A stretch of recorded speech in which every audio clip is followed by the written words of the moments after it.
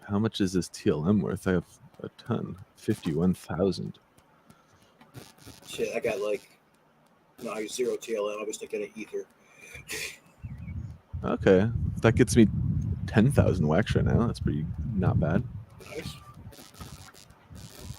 Not bad. Not bad at all. I don't know. It's fun to be able to start like trading that amount of volume too. I feel like that also wasn't a thing in the past, where you can actually move, like $500 in a single trade. Yeah. On Alcor, like, and have it actually, be worthwhile on the other end. It used to be like, yeah, you could do this, but you'll end up, put $500 in, get 200 out because there's just no liquidity. The server is down at my wife's hospital, so they're doing all the charting and everything on paper right now. Damn. Yeah. That sounds like a headache. Yeah. Especially when she's got a full floor, and it's not just her floor that's out; it's the main server. So the entire hospital is paper and pencil right now. Jeez. Shit. Once it all comes back, someone's got to digitize all that shit too, huh? Yeah, someone will have to input it back into the system. Back Great. one time. Just making, at best case scenario, you got to do all this shit twice. Yeah. Someone's either going to get double charged or not charged at all, or there's lots of bad shit that can happen with orders getting lost for patients and shit. Yeah. I don't know. For some government stuff, I prefer to do the paper route, because like a lot of the times there's like documents that you have to fill out electronically that you just don't have to fill out if you're doing it like paper wise. Specifically, like visual effects, electronic documents. Yeah, or like I was doing like unemployment certifying for unemployment benefits. You have to do that every 2 weeks when you're like getting paid unemployment benefits from the government. Like in between, like after you get laid off and you get your unemployment, and like then it's like every 2 weeks you have to fill out like, are you looking for work? Like which places are you applying? All that shit. And if you're doing it online, it's like, okay, what places? Like tell us where you applied and all. You have to fill all that stuff out. But if you do it on paper, it'll be like on the form. It'll be like, which places did you apply to? Only fill the section out if there's an X in this box, and there like never is an X in that box. So if you do it, yeah. So if you over like years of having gotten like unemployment benefits in between jobs, I've never had to like fill out where I'm applying. I just have to say yes, and then there's nothing further. But if you do it online, you do have to fill all that shit out. So like just opting for the paper route on that is a pro tip. But yeah, it's fun. Good. I also feel like it's crazy that like, it's 2023 and you're like filling this form in pen. It's like there's some poor government person who's like their job is probably like receiving 1,000 forms every day and like trying to digitize it all. I don't know. At least it's got easier. Understand. Yeah, at least a little bit. Yeah. But I don't know. It's wild. All right. Happy Friday, everybody. See Mahala in the chat. What's going on? Buzz King. What up, guys? How we doing? Welcome. Let's announce this. Anybody, you guys at Comic-Con? Or I feel like if you were, you wouldn't be watching streams. So I'm going to assume not. Maybe. Comic-Con's starting to get into full swing, though. I love the stuff I've been seeing people post about it. It looks like a fucking great time. I definitely want to go. Yeah, plan us ahead a little bit more. There's starting to be better NFT representation too. Like we saw yesterday, HRO is there and they're doing like DC trading cards, but each trading card is linked to an NFT. So if you buy the like physical trading card, you also get the NFT version. But that's becoming just like on the floor advertising at major cons. So that's pretty good for as far as like onboarding people to the idea of owning digital assets on the blockchain. Cool, yeah. What's cool. Rumble Chain? What is this, Buzz King? What's Rumble Chain? It has to do with Big Bang, right? Or yeah. That's the regular Rumbles, not the Rumble Club, but the weekly, or actually bi-weekly, right? Yeah, so it should be tonight, but we're doing this right now instead. Basically on a Tuesday and a Friday, it is free to play. But at this point, like you need to get the NFTs. We've stopped dropping the NFTs that are to play now in this kind of free to play version, which is basically we approached a lot of different partners, like founders of projects, and asked them if they wanted us to do rumbles through their server. And this was before, like, kind of a good few months ago. Like, we're on we've done the 34 rumbles, so that's divided by 2, so 16 weeks, about 17 weeks. Where we've been going through 12 servers twice a week, basically. And yeah, it's good. So like each server drops NFTs, which is good to entice people into the project, or they're useful in their project, so to bring people into the project. And then basically we have a community that rumbles with us across these servers, so they're gaining NFTs for the project, or just selling them if they need to sell them, if they're not interested in their project, whatever it may be. But yeah, it worked very well. And we've got a good leaderboard as well. I could drop you a link to that in a minute. But like, so at the moment, I think Trust Us is up at number 1, either Sumerian or MRBs, and number 2, BuzzKing's number 4. So it's Sumerian or MRB, that's 2 or 3, and then BuzzKing's at number 4. I think Ogue is 5. I'm 6. I'm number 19. So, and like, this is you can tell by the scores of who plays all the time, and there's a good few that play every single time that we play. But yeah, so they're winning NFTs every week, and we're bringing people across to the server. So we're bringing this basically for cross community building. That's what it started for. It was in the middle of the bear. You know what I mean? It was so boring. Everyone was moaning. Wax was down. Everyone was negative. So I was like, let's do rumbles. And then I was like, let's do rumbles in different servers. So let's do rumble. And because I have different servers, right? So I was doing rumbles in one server and then the other. And then I was like, why don't I link them and bring them from one to the next? I was like, hang on, why don't I link them all? Why don't I link more like I did in Big Bang previously with all the different projects? So I did that. It's a lot of work. It's hard work to do those. Like, no joke. Like, you sit there for 3 hours and make the Rumble bot go through 12 servers. It's a pain and it's hard work. But what I can tell you is it's hilarious. It's fucking funny, man. Because the people that are playing it, like, the way that the Rumble bot works is it kills you, right? And it kills you in funny, gruesome ways. And everybody, it's I don't know, and it's got the community like coming together. It's having something in common, even though we all take part in different projects, etc. This is one thing we have in common. We're all dying to this freaking game. It's great fun, So we did that part of it, and then myself, Bmac was doing the artwork for. Okay, I rushed and I made that first NFT. If you look on the on our the NFTs we have, that first AI one, that's a bit crappy. That was good for AI. It was just AI. Okay, but the more I've looked at it, the more terrible good. it is. Like, asterisk. Okay, if say that back plane in the bottom right was getting shot, it would make more sense, because the more I look at it, I see how the AI part of it is actually terrible. It's like where the bits of it are breaking apart. Yeah, that first one, that top one in the left-hand corner. Yeah, him. So I made that on with Midjourney, like, just straight and copied. Oh, Midjourney. Yeah, it actually looks cool as hell. Yeah, damn. So it took a while to get it to that, but but now that I look at it, like that back plane there, where the one on the right hand side, that guy. Like, look at the back wings and all. Like, you could look at it and go like, what is that actually? What are we looking at here? Looks a little weird. Yeah. So that's what I'm saying. If he was on fire, it would make sense, but he's not. So I actually hate that NFT, and I wish that they would all burn.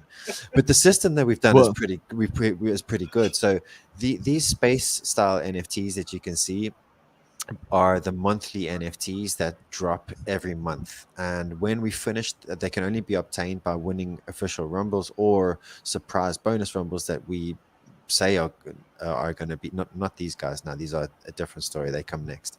But the space guys, they so no, it's all good. I just Which one am I looking at? Any of it. So take that red one on the left, the fleet, or that one. Yeah, sure. That was the first one. Forge. So the Vulcan Forge is if you scroll down and read what it says at the bottom, these are, so for every month there's an NFT for the partner and there's an NFT for the players. And the partner, so this one you see there's just 8. So this was when we had 8. I think this was the second or third one. through the Rumble. So, and the partners will get to use these NFTs with epic mining power in our crew Toons. So again, cross community. So we're gonna these NFTs will be usable in the crew Toons dungeon that we own from Wombat. So we bought Wombat Dungeons in January, I think, from the drop, and then we have another community member with the dungeon. So we're joining. He's bought. It's right next to ours. We've got our 2 dungeons together, plus another few lands right next to ours as well. So we've got 27 lands strong in our dungeons, and so that's basically that Brave Jelly Bubbles that you're looking at there. He's an epic. So that epic will have the same mining power as one of those NFTs we looked at from Big Bang in the Wombat dungeon. If you see at the top, there's staking. I think, yeah, the staking will explain how that's going to work later on. So Bmac designed the space ones for Big Bang, and then what we did was, these are the partner ones, and then so click on that one, for example, the black one, This one? yeah, destination approaching. Is that it? Yeah. So this was the first one. This was the first month of season 1, basically, that we dropped, and so we gave it away as prizes for the official Rumbles. And then there's a blend, which is the same blend as if you're blending a rare crew tune to an epic crew tune. You blend the seasonal NFTs, which is that shitty one that I showed you, that AI one. You blend that with 2 moon chips from the crew tunes, and you get this NFT. Okay. So what we do is we drop, going forward, we drop in the seasonal NFTs, so the ones that let you play for the season, that give you the rights to play. This is how it's free to play. We drop them now from the 3rd month. One season is 6 months. So from the middle, we started dropping season 2, and we'll continue to drop the season 2 NFTs 3 months into season 2, and then we'll start to drop the season 3 NFTs to play. And these are blend catalysts, so you need them, as well as the role holder for the Discord server in order to continue to play the Rumbles. But this is only for the free-to-play version. Then these fighters, as you can see, these sexy-ass fighters.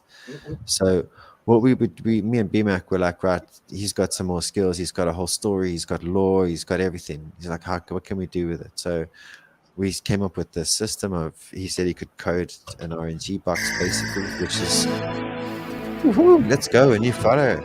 Thank you, Benny. Thanks for interrupting. No.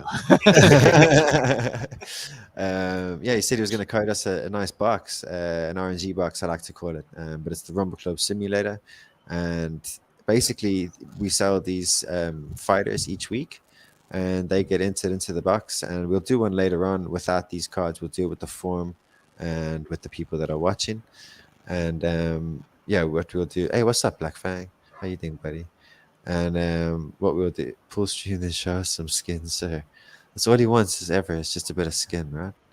Yeah, of course, the Ludi creator wants this skin. Of course he does. Yeah. My Ludi is my favorite NFT at the moment, dude. It's totally my favorite NFT. Lud Momoko's, or yeah, for this, sure. This one is, I love those. Yeah. This one's cool. This is like a reward from the Rumble, or this is your entry. Yeah. You enter. Okay, that's what. Okay, cool. Yeah. So you're using. Yeah. Nice. Okay, I'm starting to understand. And how do you do the art for these, Bmac? It's I start with 3D models and play with those in a program called Daz Studio. And once I get the setting and everything and the lighting and the textures the way I like them, then I bring them over into Photoshop and finish them off. Nice. Have you used the beta Photoshop? Yes. With the generative fill? Yes. Yeah, I was gonna say for that mid-journey picture, you could just like outline the back area where that wing is and just be like, add explosion. Yeah, I played around with some of the stuff. Like, let me see if I can find it over here. You also write the lore for this stuff? Do you Yeah. Do you come up with the lore first and then create the characters around the lore, or do you kind of create the lore around the character look? It's kind of half and half. I've been some of the lore I've been working on for the last 30 years. So, art was one way to quickly get the stories that I have in my head into a visual medium. I have no qualms with the fact that I'm not, the world's best artist or anything. I get close to what I'm envisioning and try and put out there like what stories I've been working on. And this is basically stems from an original, like when I was playing D&D back in high school. The world I created for them, this is an extension of that world that's moved on to a now sci-fi cyberpunk age. Looking at the character you have on screen right now, this makes me think of like, do you know Shell from the Portal franchise? She's like the character. She's the character you play as. Oh, okay. This looks like her, but if she's like arced all the way out to the end, this is like her at the end of Portal 6 or something.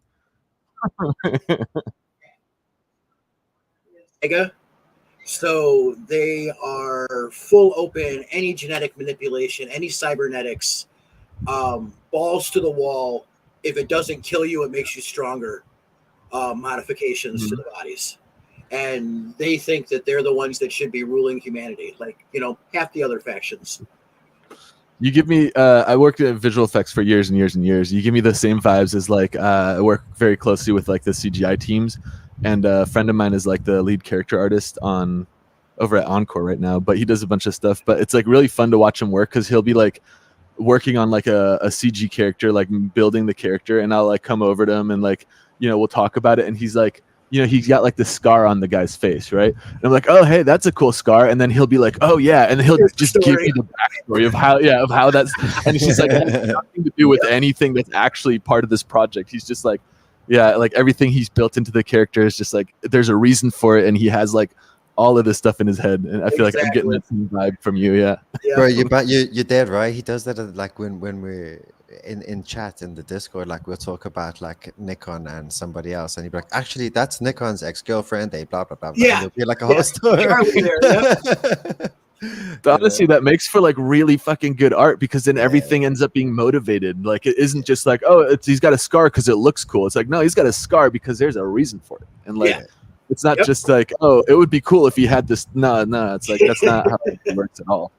Yeah, I really appreciate that because it does end up like it comes out in the final product like big time. Like even if it isn't, part of the canon or whatever, like of the thing he's working on, it's still like, I don't know. It's great. I love that when it's like, it's and motivated by more than just, it looks cool. I can tell you, it's really fun working with him, bro. It's really fun working with him. Like, like when you have people in the team that can piss you off, like every time you talk to them, they just piss you off. You know what I mean? There's people like that. And then there's people like Bmac, bro. It's like every time I talk to him, I just laugh, dude. And no, I'm not laughing at him. Great. I'm laughing with him. So you said these characters drop weekly, right? Yes. Yeah. So if somebody wanted to land a drop, like what would be the best strategy? Is this on NFT Hive? Like it's an NFT Hive, and so the drop basically record so far has been going. We dropped 50 mints only for 6 weeks, and then on the 7th week, so those 6 weeks we're the qualifiers basically for the main fight, which is happening this Saturday on my birthday tomorrow. Happy birthday preemptively. Thanks, dude. It's actually nearly my birthday now. It's 45 minutes away from my birthday for me. Oh yeah, we might be able to congratulate you properly here. Probably, actually, I can't see us not being here in 45 minutes. So 6 weeks of fighters. Charlie is it's not a bonus week. She's the prelims.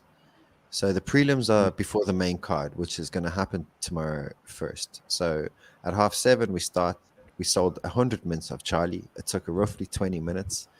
The other 50 mints, when we sell them weekly, the most was the second drop. It took 5 minutes. All the rest were under a minute. Unreal. And like for me, like that, we were so proud. That was so quick. The community is just fucking awesome. We love them. It sounds like Benny's saying that too. It's the drop is its own battle. You got to get lucky. Is Benny here? I should read the chat. What's up, guys? And Benny goes out and buys, if he happens to miss it, or even if he just feels the whim, he goes to the secondary market. He just and maps them. He splurges too. So, and like, you know, in fairness, these fights. So what we're doing is we're half of the sales basically is going to the prize pool. So what we're doing then is we're taking 500 wax of that. Half the sales is, but generally speaking, 750 wax. So we're taking 500. Giving 500 to the winner, 200 to number 3, and 200 to number 2, and 50 to number 3, and then packs all the way through as well from 1 to 10. So it ends up being like the prize pool. Pretty much, and then what we're doing now with Charlie, and what we'll be doing going forward, the mints are going to go up to 100 as opposed to 50, but we mentioned in the last stream. I'm going to mention it now, but we're not going to go on it. But we're funding something, and it's going to be amazing. So, and then I'm going to stop there because otherwise I'm just going to keep going. I linked the Discord and the Twitter, but it sounds like these drops go fast. So if you want to stay up to date, you might want to join the Discord because I'm sure they announced the drops there. Yeah, and you might miss the drops if you're not in there. So consider joining if you want to try to get them. Basically, Boulder asks, Wednesdays at you just need one of Central Time, just so you've got the time. That's when we set them up for. It's the same time each week. Yeah. Sorry, I didn't hear that because I was talking. What time was it? Okay, 2:15 p.m. Central Time. Okay. And which day of the week? 4:15 Pacific time, I believe. Wednesday. Okay, so each Wednesday. And Boulder's asking, do you need one of each, or can you just buy one of these and then you get into it? Is there a benefit to holding the old ones and the new ones? May I answer? Yeah. Okay, so each week you need that character. So you can't have different characters. However, what's going to happen on Saturday, and we've told the people this is what's going to happen, why there's a benefit to having more than one. And this is where people like Benny or Elsie or Mongoose Pirate are going to stick out above the rest, is we're going to have Horde mode. And so on our program for Saturday is we start off with Charlie. It's 100 mints going head to head. 750, I think, or 700 wax. I can't remember, whatever I announced to the winner, and then 300, and then 100, and then 50, and then prizes. And then after that is the 6v6. So if you go over, Lou, if you don't mind, onto the NFTs, back to the templates, and you look at the ones that are moving, just click on, say, Grace, for example. Yeah, click on any one of them, anyone. They're all awesome. That's Khan. Khan was our first drop, but not this, obviously, because this is just freshly minted. So basically what these are, this is Bmac's first animated NFT, boys. Looks great. Yeah, really cool. Cool fluid dynamics, too. Fun. So, like, that collection looks great. So these are one-on-ones. Have a look at Grace. She is sick. So basically, this one has a dual story depending on what happens on Saturday. Yeah. So, shit. You're like Dungeon Master style. You got like all eventualities planned out. Right. Yeah. Well, I had to for this. For that. We have. There's some stuff that we've got to chop and change. You know, I got to twist his arm sometimes, and some things happen. I did after we did the Grace battle. I did a comic page. Yeah. And there was a lot of animosity between Khan and Grace. So this is the extension of that, depending on which way it goes. Yeah. So guys, every week that we fought with a specific fighter, those winners, the winner of that week. So Benny won 2, he won Nikon. Benny won 2, won Nikon. Elsie won Grace. Ronald Koeman won the last one. Was it Shi Li? Is it? No, it was the chick. Who was the last one? Lilith, yeah, she was the last one.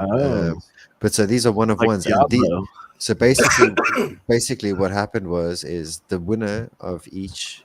Now they got to blend an NFT, which didn't blend. It got sent back to us. Of course, this new function of no longer burning and sending it to the wallet is actually fantastic, because you can recycle NFTs, and you can also. What was the other thing? Yeah, mainly recycling NFTs. I like that idea, as opposed to having to use more RAM, etc. So so these guys have one of ones. There's only one of these, and it's for the winner of each. And these guys, so this is their new costume that they're going to fight with on the 6v6. So that's going to happen after the first fight. There'll be this fight. Is that the Royal Rumble that Benny was mentioning? Yeah, this is the final. Yeah, the main card event. Will be the main event, and then straight after that, the will be Horde mode. Probably what Benny was mentioning, where he's going to have the upper hand. Yeah. Because so we're going to have 406 NFTs, basically 406, like Khan 1, Khan 2, Grace 1, Grace 2, all of them, and then the 6 being these new 1/1/6s. So everything is going to be, every NFT will be entered. And there's 3 winners, but there's only one winner that gets anything substantial, and it's the first one because it's Horde mode. There's only one. That's it, man. So that's Saturday. So we'll see who actually wins at the end of the night, who wins the actual scrap of the whole I've got night. the comic pulled up. If you guys want to see it, you just got to tell me how to share the screen. At the bottom, it says you present. click the present button. It should let you share a screen. I don't. Oh, present. Share screen. Oh yeah. And how much of a shoo-in is Benny with his advantage, or can he be beaten by a newcomer who can be beaten by one card, man? Yeah. Oh shit. The Like, RNG like RNG needs to be on your side. That's the thing, guys. It's RNG, so Really? he just has all he has is just a percentage on his side, a percentage chance of winning. Like there's often how many times you pull a legendary, that's 1% chance of being pulled. If you have 1 out of 100 cards, you have 1% of winning. All right, there it goes. You know, if Benny's got the other 99, and you Benny's going home winning. Yeah, more than likely, you know, 99 times out of 100. So this was the battle screen for the battle that the week that Grace was on the fight. And I was like, okay, yeah, there's more behind this than what we're seeing here. So oh shit. This looks cool as hell. Nice job on the artwork. So when it comes to rewards, what you were asking about full sets and stuff, these kind of things are what we're looking at, like the comic set and things like that. Maybe a comic pack per player. You know, we don't want to do anything too fast, because then we've got unnecessary NFTs like my AI one I did in the beginning. Already we did something wrong that I did that I'm not too happy with, that we can't change yet. You know, for example, it's this bone. Well, see, I need to call it a bonus again. It's not a bonus. This prelim fight, it should have had its own shimmer. It shouldn't be in the same shimmer because now it's going to fuck with the sets. Because I don't want it to be in part of season 1 set. I want it to be in the prelim sets. So, but it is what it is. So we have to work with it, you know. So yeah, this comic thing is just too cool. I'm just staring at it. It's just beautiful, man. Look at it. how the hell do I stop sharing? Oh, present at the bottom. Oh no, my mouse was on the other screen. Oh, gotcha. So I got lost. Where it was like, what the fuck? Where'd it go? So, like, if you notice as well, Grace, she calls Khan, like, I think Tigger and Kitty and Pussy. Tony. Oh, Tony. Yeah, all different tiger names. You know, like she won't call him like his real name. There was another scene that I didn't do yet, where because Khan was going to send a hitman out after her, and it was Khan's a chimera, so their genetic manipulation is to bring in the animal side, and he had another chimera that he was going to send after her after that little dust up, so that it wouldn't be him killing her before the match. But the way that one was going to end was he was going to get a box in the mail, and after he opens it, he storms out of the room, and you just see it laying. The last scene is it laying on the title, and the chimera he sent after her was a pig man. So it had See what I mean? It's great working with this fucker. It had a tag on it that said Pumbaa, and then the letter said, "Next time, come yourself, Hobbs." That's great. Nice. That's cool. I like that. There's a lot of cool lore going on here. I gotta start paying closer attention now. That's really cool. So Tiger guy looks fucking epic too. Khan. I really like Khan. He's my favorite. Yeah, he looks cool as shit. Yeah. He was the first and my favorite. Look, there's other stuff that's coming out already. Like we've, should we show King K, Silver K? Yeah, he's going to be different by the time he comes on a card, but so yeah, you may as well. Yeah, show. Do you want to drop them there? I also threw up a form. We're gonna have a giveaway going at some point. So if y'all in the chat want to enter your Wax wallets and your Twitch username, you can do that there. Nice. Yeah, this is a separate form from how we usually do it too, isn't it? So Yeah, this is a new form. This is a clean form. So if you have entered a previous form, it will not count for this form. Yeah, it's like a specific for this giveaway thing. So heads up. So this is you can tell the story, but we didn't we haven't minted this. It was supposed to be in the beginning, but we already put Khan out, so we didn't want to put 2 chimeras out. Yeah. That's great. King K, that's fun too. If you like when you're free later on, open that in your browser and zoom in on his face. It's seriously, he's beautiful, man. The artwork on it is actually incredible.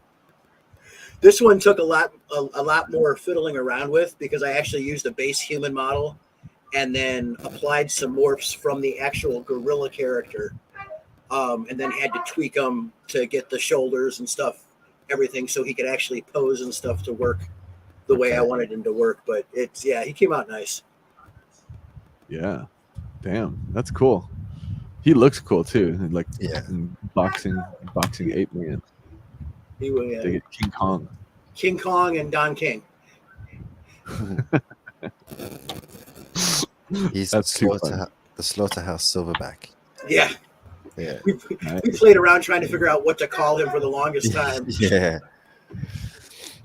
Nice. So tomorrow is the next Rumble then. Is that? Yes. Yeah. Starting at, but it's starting at 1930 UTC. So. And the drop for participating in this one for the fighters had already happened yesterday, right? On Wednesday. Yes. I thought today was Thursday. I'm so Wednesday. Yeah. My sense of time sucks. 2 days ago. Yeah. So like we weren't sure what we were going to do. Like if we were going to leave without having a drop this week and just do the final this weekend. But that's boring for the rest. You know what I mean? It's cool for the 6. It's boring for the rest. So we were like, okay, what are we going to do? That's how we hastily drop the NFT in the wrong schema, or schema. I don't know. How do you pronounce that word, bro? Schema. I would have schema. I did say it in the beginning, and then I was told no, it's schema, and I'm like, what? Like, yeah, schema. I think I also say schema. Okay. Schema. But no, it's Shenmue. You're wrong. Okay. Weren't they going to make a 3rd version of that game? I loved the first 2. I don't schema. know. I never. I don't know. That was my brother played it on Dreamcast back on the original one. And that's all I ever knew about it. Yeah, I played it a lot. Ended up playing a lot of pachinko. Because that's like you can go into like a pachinko hall and just gamble in game. You want to hear the official Google pronunciation of this? Oh yeah, hit me. Oh my god. Here it is. Lay it on us. Schema. Okay. We had that, right? Schema. Let's go. Schema. Okay, there we go. We'll go with that, right? There can be no question. Google has spoken. Yeah. Google sweet. Told us so. Yeah, exactly. That's cool. I like the concept too, where you do the drop and then the drop funds like the prize pool for the rumbles. That's like very sustainable, kind of continuous. And we've always told them from the beginning that if it sells out, this is what the prizes are. But, this is the breakdown. So there was never a question as to what the prizes were going to be. It's also like if it's regardless of, so basically it's half of the pool is going to the so whatever happens. So we weren't sure what was going to happen. We really were not sure on our first drop what was going to happen. Like we had no idea. I don't know what. Like I've done drops for other projects and I've done drops for my projects that are already going, but I haven't done a drop for a project that I've started and haven't done a drop for. We weren't sure until 30 seconds into the drop, and they were all gone. Yeah, that's pretty much what happened. We were like, what the I hell? definitely think it's cool though that you started smaller. Like instead of being like, okay, we're gonna release 1,000 of these and here's see how many 1,000. people we can get to do it. Like Yeah. starting at 50 that's a realistic number for an indie project on Wax. So it definitely shows like that you guys understand the space well enough to not just like try to do 1,000 of each card, because that's crazy if you're just starting out. Yeah, I think if we came out here and tried to do like anything like big numbers like that, like we're seeing with some of these PFP projects doing, it's just too big. It's just too stupid. You know what I mean? Like, get real. Don't look like a cash grab. There's not 10,000 collectors on Wax. Sorry. Yeah, bro. Look at this. Look at the amount of wallets that are holding those ducks at the moment. I think that he said it was 100 and something. So like, there's only us holding those ducks. There's like over 2,000, right? So this is the fact of the matter. Also, look on your stream. Look at your dudes that are there. There's the same dudes that are on my stream. Same dudes that are on NFTG. Same guys that are on Burst. The same guys that are on all the streams are on all the streams. It's the same community, bro. And everybody you know, yes, there's huge bot farms. Yes, there's huge other things going on out there. But like, it's not all human. That's for sure. No, I agree. You know, there's also a lot of like just speculative, like, you know, people buy 1,000 of the ducks or 1,000 of the apes or something, and a lot of it is it's driven by that, like, oh, there's the profit share, there's the ROI opportunities, and it isn't necessarily people collecting 100 or 1,000 of these because they like the artwork or they want, you know, like that's and that kind of is a little irritating because there is a lot of that like ROI baked into like the marketing, especially like, you know, when people are like, oh, you know, buy the PFP for the secondary market share, not like buy it because you like it. And it attracts a specific audience, you know, who's interested in this type of like ROI mechanism, and that audience is interested in the ROI mechanism, not in the you know, so it's like you end up with that, you know, that mentality, and then it's like, hey, how come nobody's trying to like collect stuff, or how come there's nobody playing actual games? It's like, yeah, because everything that's available is catering to this ROI crowd, and so that's the crowd that we have. And also, if you look here, there's double the accounts on the Big Bang Games holders than there is on the Ducks. So shows a kind of you know, pure like natural community building and trying to do it slowly instead of just doing a massive dump on people with a ton of mints. Like, you know, it's probably the better route to actually building a real community and having real collectors instead of. That's a big go Ducks right there. Also, like, distribution is so much better. The biggest holders have 37 and 33. If you go look at the Ducks, you know what, 130, 100. So you have better distribution as well as having more accounts holding it. Yeah. So I can actually explain. So Ogre and Benny went to what's going on there. Actually, all these other Portal Mortal, right? If his wallet, he botted my drop. So Portal Mortal botted my drop. So all he has is 30 Big Bang Season 1 NFTs that are selling for 4 wax 50 or 5 wax. That's what he has. He's a bot. That's one big bot fucker. He just takes free drops and then waits for them to be worth and then puts them on the market. That's it. So anybody that buys for their blends at the moment is buying from him because we don't drop them anymore, which sucks. I know. Yeah, that is frustrating. So guys, anybody out there that's listening, put your price under Portal Mortal. Always undercut Portal Mortal. Doesn't matter. Just fucking undercut him. He's a botter. Fuck him. Yeah, fuck the botters. And also in September, Season 1 is finished, and the Season 2 NFTs that I've dropped to you guys, that's what you're using. So forget about those ones. They're trash. I'm sorry about them. Yeah. I'm sorry about them. They're trash. And also what I did with them as well, just to be honest, I put it out there. Like, so there's whatever wallets there are holding Big Bang NFTs, 600 and something of those wallets I dropped 2 in the non-fungible lottery. The Season 1 NFT, I dropped them 1, boom, so they could play the rumble with us and get the roll. So that, to be honest, is how it started. So then all of a sudden they're getting pinged for Bing Bang Rumble Chain. We're like, what the fuck is this? And then I was like, oh, you have the NFT in your wallet. It wasn't whitelisted or anything. So some of them didn't even see it. You know what I mean? They didn't know. Then they were like, oh, okay. And I was like, join this server, join that. And then it just boom, boom, boom, boom, you know? And it grew up nicely like that. I see. Yeah. That is kind of, I don't know. It's definitely frustrating because you don't want to like feed the botters, but at the same time, you do want to like keep your collection limited, and the scarcity attracts the botters.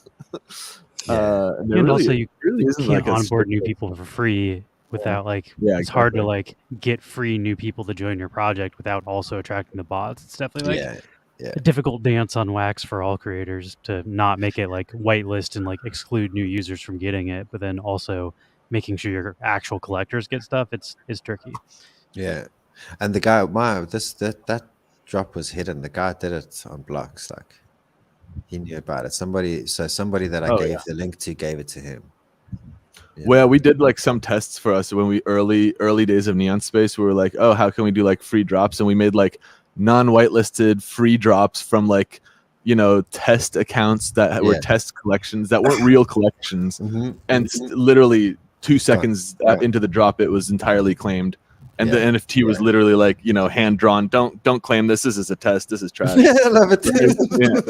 Yeah, they're still like sold out immediately, and it's that botting kind of is irritating. But I don't know. I love that. I love how Chain Champs has like that tool for like placing limit like orders where like their bot will auto buy stuff for you if it gets listed below your threshold price.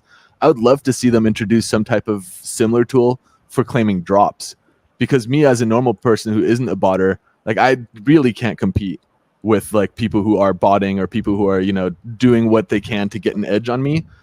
But I know that Chain Champs' tool could compete with those bots, and I'd be willing to pay my chimp tokens to be like, hey, here's the money for the drop that's about to start in 2 hours. I'll give you the wax and a chimp token. Like, can you use your bot to buy me this? I would love that, but maybe someday in the future. Like level the playing field. Give me access to this bot. I'll pay for the access. There's there's a dude that does that actually. I'll send it to you. He sent me a wax bot. It's basically a wax snapper bot. It's I don't use it. He's asked you can use it for your project. You can use it for anything. You can use it for market making. He said, but I don't trust random messages in my Discord, right? But no joke, this guy's been messaging me since I started in the space. He thinks I'm one of his customers, so I get like his update every month or 2 months or whatever into my DMs. And I still haven't done it, right?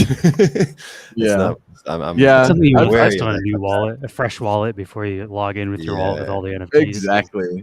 Exactly. It can easily be malicious. A fresh cloud wallet, I'm okay with that. That's why I was saying if Chain Champs did something like that, I would trust that much more immediately than I would some DM. Yeah, completely. Scooter TV, I'll do it. So what is this NFT from? It says the that's an orphan arena. It's this. It was orphaned. It was orphaned, and I think, but I'm coming up with ideas around it. So we can't just have one of them. There's going to be more. No, I don't mean it's a one of one, isn't it? Bmac? Yeah. So we will do the other arenas one of ones. We'll come up with a plan for them and how they'll win them.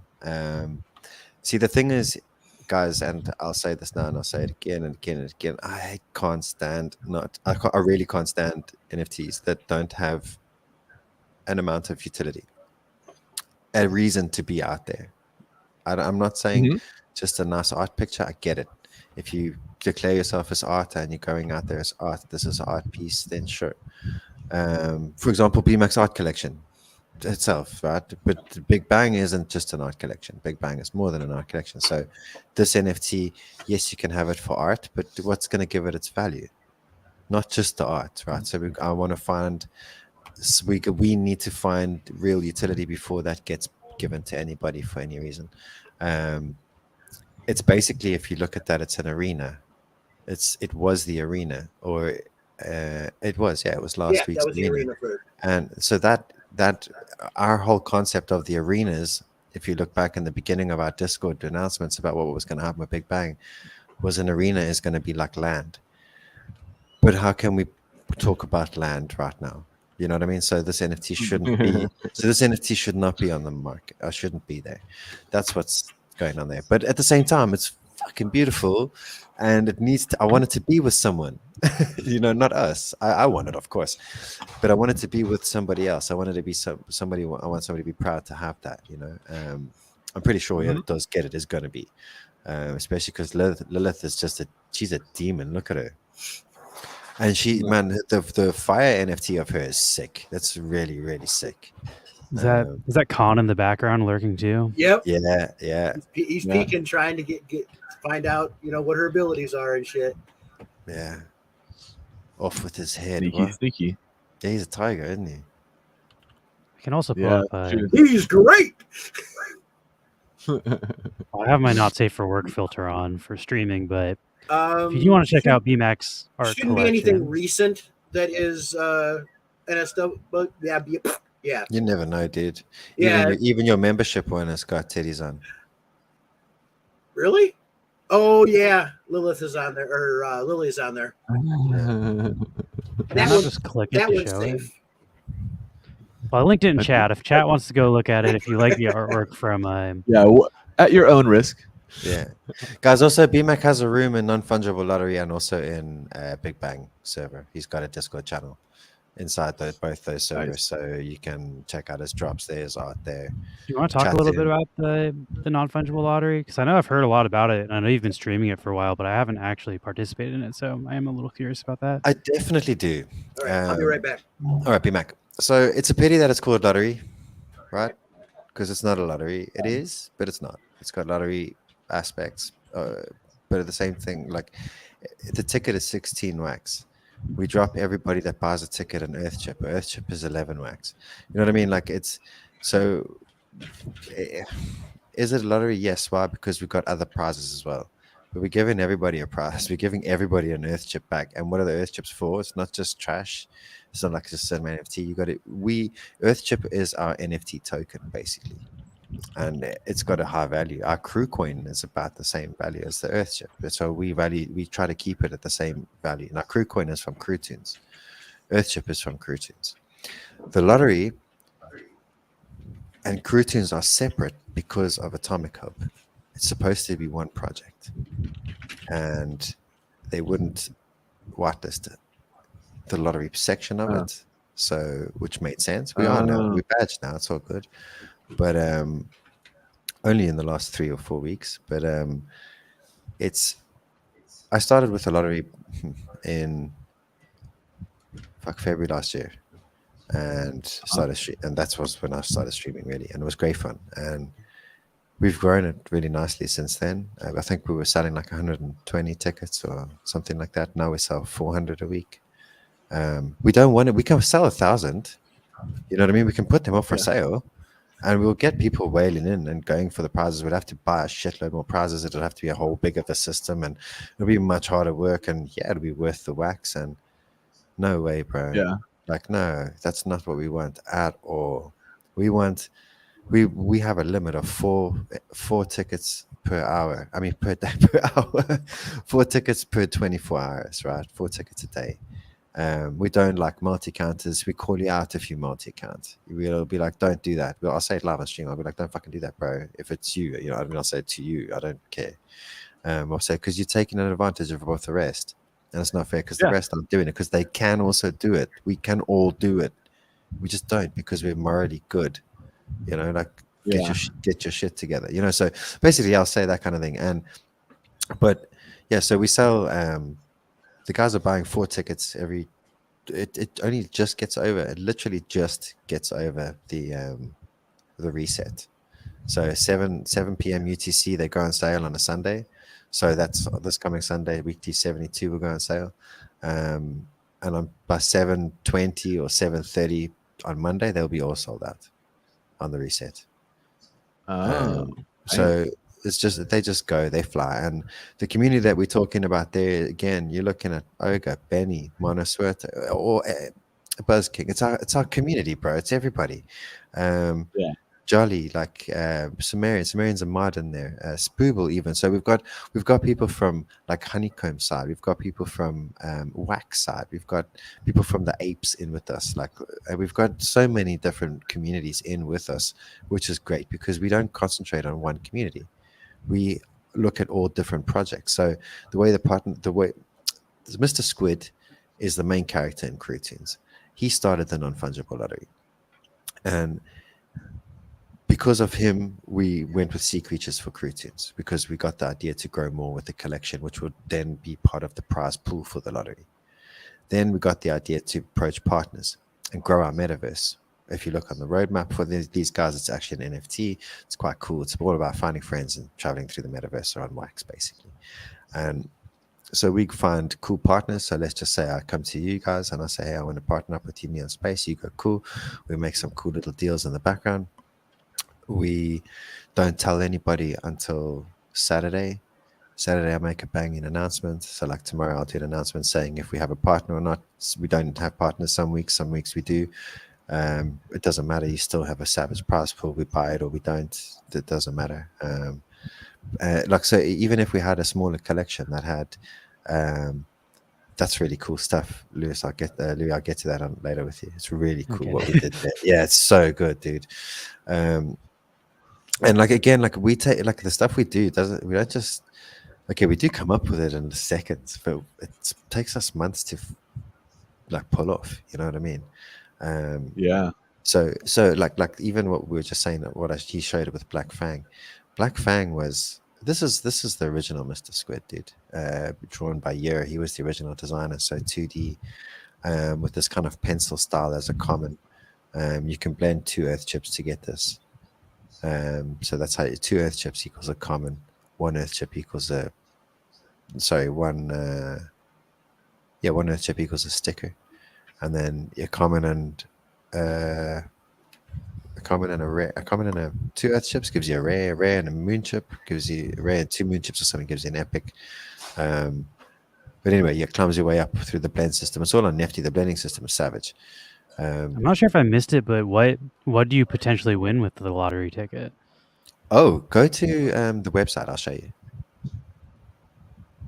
Is that linked on? Crewtoons.com. Oh, Toons. Okay. Yeah, so it's and then the top one. Lottery results. So this is last week's lottery. Scroll down. You'll see the grand prize there. What he won. Oh. So we did, like I was saying, with smaller collections. This is actually what I was just getting onto. So we did it. We went with Psycho Dino. They're a smaller collection. They also do a rumble thing. It's actually quite cool. But what we did then to top up the grand prizes, we added a Mermaid Momoka bottle, and also now they would always get the Rave Jelly Bubbles bottle, so they get a bottle, and then we bumped it up by giving them the Mermaid bottle and a Tugger Brigade, the automator, the slice and dicer. So to give it more value, so that the player is still getting the value, but we're still putting we still like small art projects. We don't only want to be with big projects like say Lude or Moonmine or Taco, or you know what I mean. We like the smaller projects. We like the smaller artists. We still want to put them forward. We still want to show them off. And what they're doing, like say even Aphelium, for example, like when we started with them, they were much smaller than what they are now, you know. And to put them in the forefront is really a really nice thing to do. Univertrix, there's a few of the projects that we've done, and it gets them sometimes even projects that are in a bit of a slump. When we put them forward, it gets a little bit of movement going, which creates other traction, and then it creates more and whatever else, and things go the way they go. Whatever happens, you know. But it does create more eyes bringing into a new project. So this is our main thing. Like so yeah, we did it with Psycho Dino there. So as you can see, we top up the grand prize to bring it up to like maybe a 600-700 wax value, somewhere around there. And then that's what we had there. And then you can see like as it goes down, the value doesn't exactly drop. Like you've got Alien World stuff, you've got Skunky Chunks packs, or what the numbers are, by the way, with the hashtags. They're the mint numbers of the tickets that won last week. I see. Yeah. So basically, if your ticket wins, do you have to go claim, or is it like airdropped to you? No, the prize. We do it, bro. So only the Toons bottles on the right hand side is the only stuff that we can drop 5 bounty block. Everything else is manual. The wax and the other NFTs all manual. The only scripting that we do here that we get to do is pull the mint numbers correctly to where the mint numbers come in to the NFTs. That's it. To the Excel spreadsheet. That's the only script that we can do with it. The rest of it's all manual, bro.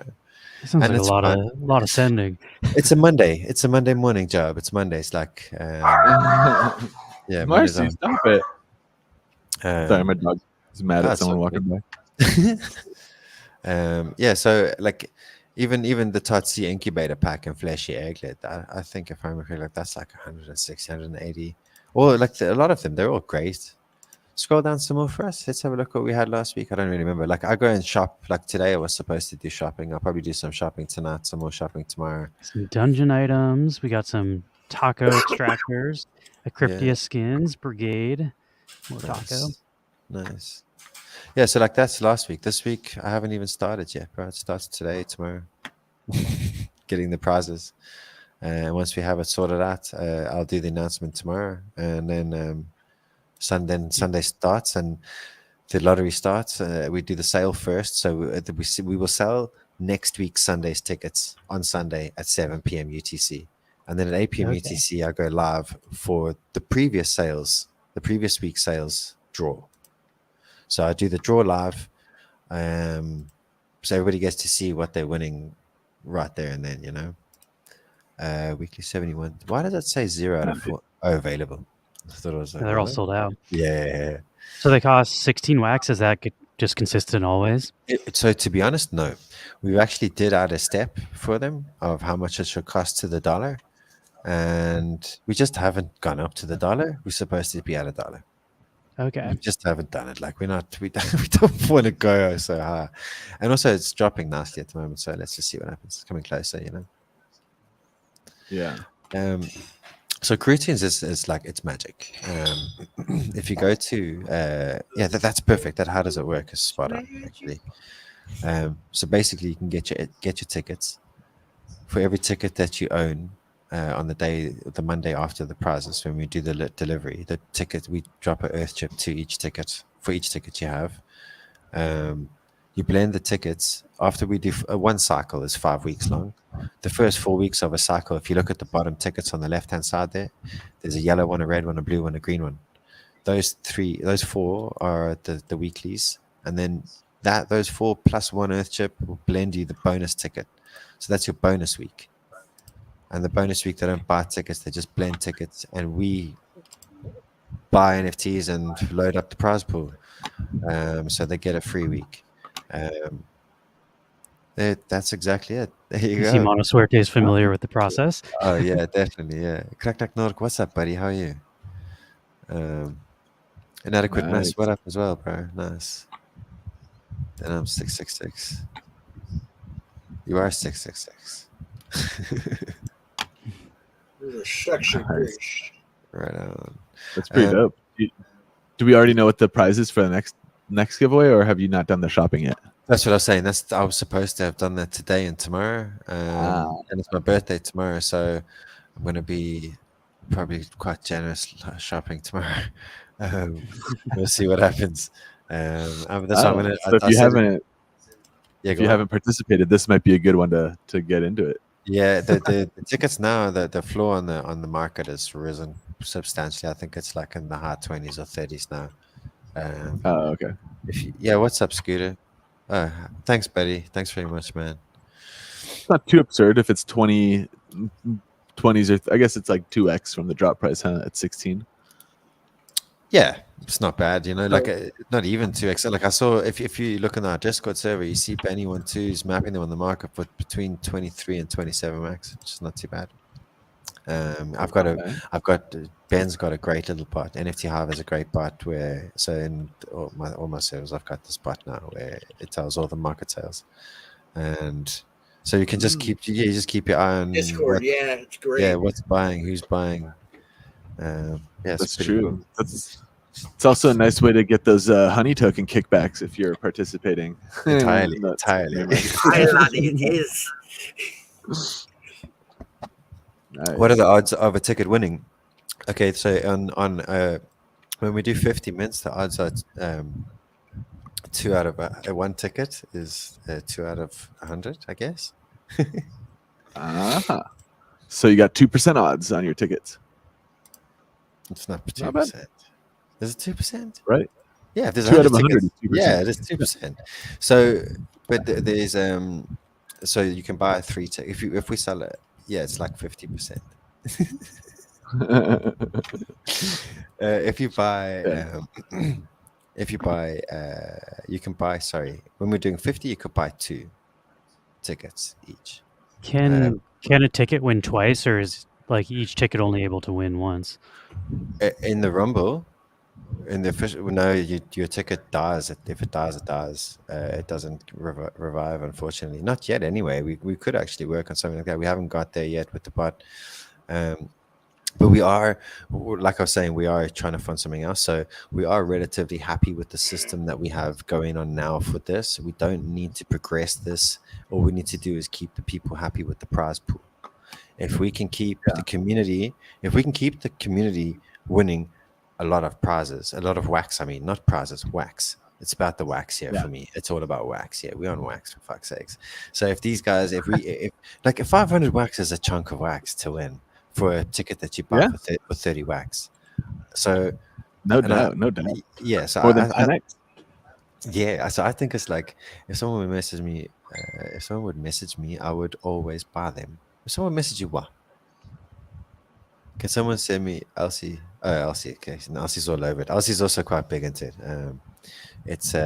But it's fun. That's why she owns Grace. Grace, the one of one. Elsie owns, which is very cool. Oh. I posted a link here to what I'm looking at right now, and this has the rules, and it's the link to the website. But I also posted a link to the Twitter and the Discord. So if you want to keep up to date, probably joining the Discord is the best. Absolutely. I'm sure they do announcements when there's new sales. Yeah, you're right, man. It's so. You talk about Big Bang or Toons or Lottery?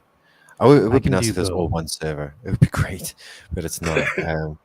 It's yeah. So we've got like what I was saying. You can blend for your bonus ticket, which is very cool. So you get your bonus round every 5 weeks, and then obviously, I think it's 20% of our prize pool is Toons, is the Toons bottles. So you have your chance to pull not legendary. You can only pull up to epic. Legendaries you can only get by blending or winning the bonus lottery, or winning it at the auction. So you can only get the legendary at the auction. That's the legendary there, the blue. And also, yeah. So if we do an event, for example, that Darth Shrimpy or the Momoko Mermaid, and the Darth Shrimpy are not our character bottles. Do you know what I mean? Like we didn't do them for a cycle. So there's 1 bottle per cycle. At the moment, we're doing the Rave Jelly bubbles. But Momoko Mermaid was an event for weekly 69, and Darth Shrimpy was an event for the 4th of May. So those bottles have only epics and legendaries. No commons or anything like that. There you go. So we worked with Black Fang. So our artist, yeah, very cool, eh? So Nice, I like that. So this is actually the Toons collection. It's not the Ludi collection. And Black Fang and Faron, that's Adrian Ferreira, whatever his name there. They're the 2 artists, obviously. One is a 3D artist, and the other one is Black Fang, who draws everything. And he's unreal. Cheesy's unreal. But getting to watch it happen, it's just. Hi, babe. Oh, thank you. Guys, just hang on a second. My missus just came to say happy birthday to me. Hang on, I didn't realize. Oh, yep, 1 minute after. Happy birthday. Hey-o. Happy birthday, Asian K / Ryan. Nice. Damn. Still the middle of the day over here. Or must be 8 hours behind his time zone. Okay. He's we got 6 a roadmap hours. going on here. 6 hours for me. 6 hours ahead, right? Yeah, 6 hours ahead. Shit, yo, he can tell us the future. He mentioned earlier, but not everybody was in the chat here, that they're going to be opening a Toons dungeon in Wombat Dungeon. Which I'm not exactly sure how that works. I don't know if you can distribute NFTs through that. Like maybe you'll be able to mine new ones through there, but Yeah, that's something that I'm not privy to. That'd definitely be an agent question. He's got so much stuff stuck in his head, just like I do with the stories. He's got all these mechanics for all these different projects, so he bounces. He's also a busy man with a lot of helping a lot of wax projects. Like, Yeah, definitely. What's up? we're all just wishing you happy birthday. We got. Oh, thanks, guys. Oh, I see it there. Thank you very much. I need to say happy birthday back. Blackfink says you're from Wakanda. From Rwanda? From where? Wakanda. I think that's the made up Marvel land, right? Yeah, it's a much more pleasant place, I think, than Rwanda. Yeah. Thanks, Benshenko. Cheers, bro. Thanks, everybody. Hey, Zayt. Thanks, dude. And at least from what I know about the movie Hotel Rwanda. I say, imagine how gritty Black Panther would be if it took place in Rwanda. Crossover. It's a little too dark for Disney, I think. Yeah, maybe just a bit. Yeah, that was fun. Yeah. Talking shit over here. Rwanda forever. See, I can't do that, right? Because I'm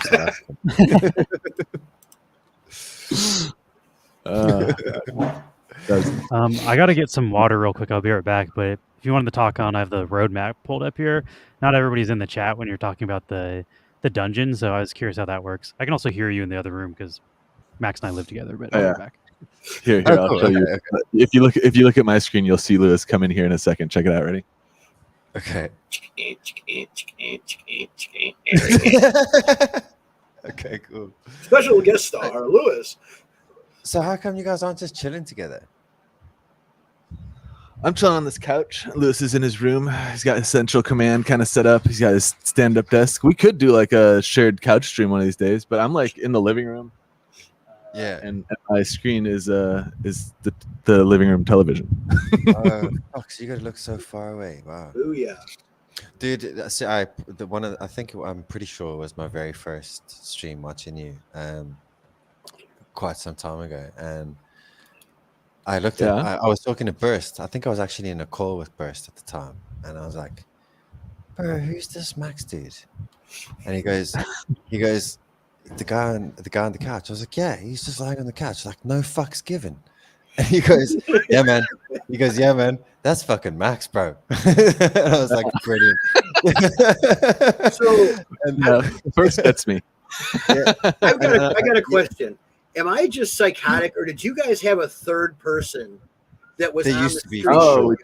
He's busy. He's opening his own pizza restaurant at the moment, so he's been busy with construction for the last few months and hasn't been able to join us on stream. But yeah, there is Mark is another person we stream with. He's another like founding member of our project, and then there's also my husband Paul. I thought I was losing my mind because I know there was at least one other person. Yeah, sharp as ever. No, he's you're in the middle right. of constructing a restaurant, and he's been playing Diablo with us on the weekends, which we don't stream just for fun. So we're still hanging with Mark, but yeah, we've been fighting off. He's more in charge of he helps us with like taxes and the business side of stuff. He's our numbers guy, and we're more on the art team and the front facing team. But we love Mark. We miss Mark, but when his restaurant gets a little more like under control, he'll probably be back to streaming us like once a week or something. But for now, he's doing stuff that I don't want to do, like construction, and his like air conditioning's not working properly, and it's like 100 degrees in Eastern Washington where he's opening his restaurant. It's like, oh, that sounds awful. Yeah, it does sound awful. Sounds like fun on the bun. Let's see. Oh, I'm so yes. Beautiful. Do you guys want to do a giveaway for these guys? I've got a bottle. Yes. A couple of bottles. Yeah. Yeah, let's see. We got 21 responses. Let me link this one more time just so anybody who missed it. Okay. This is a new form. So if you filled out our previous form, I always see only the filled out once. This is not the case this time. So fill out this new form if you want to enter the giveaway. Let's see. I'm in the background here, topping up this liquidity pool. Had to be done. In my back room, we have laundry and my desk. My room is really messy. It's just all off screen. Like you This look is like 3 feet over there. There's my bed and laundry on the floor. This is the basement, so this is my computer room and my wife's craft room. So I have Oh. a piano. My piano just Nice. becomes a storage bench. Like I obviously do not play this piano super often, but Yeah. Damn. I just doubled the liquidity depth of the Wax USDT with pool. this piano. I now own 51% of that pool. Let's go. Let's go. you are a controlling member. You may now make decisions.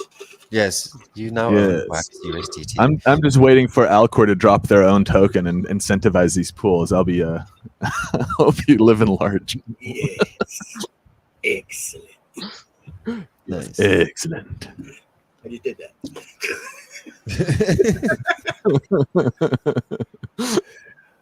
Nice. But yeah, we should do a giveaway. I wanna enter this. Hold on, I gotta launch my fucking Twitch on my others so I'm not just coming in as Neon Space. Yeah. I wanna win. I gotta start trying this non-fungible lottery and then the rumbles. Like Yes. I haven't been paying attention and I feel like I'm starting to feel the FOMO here.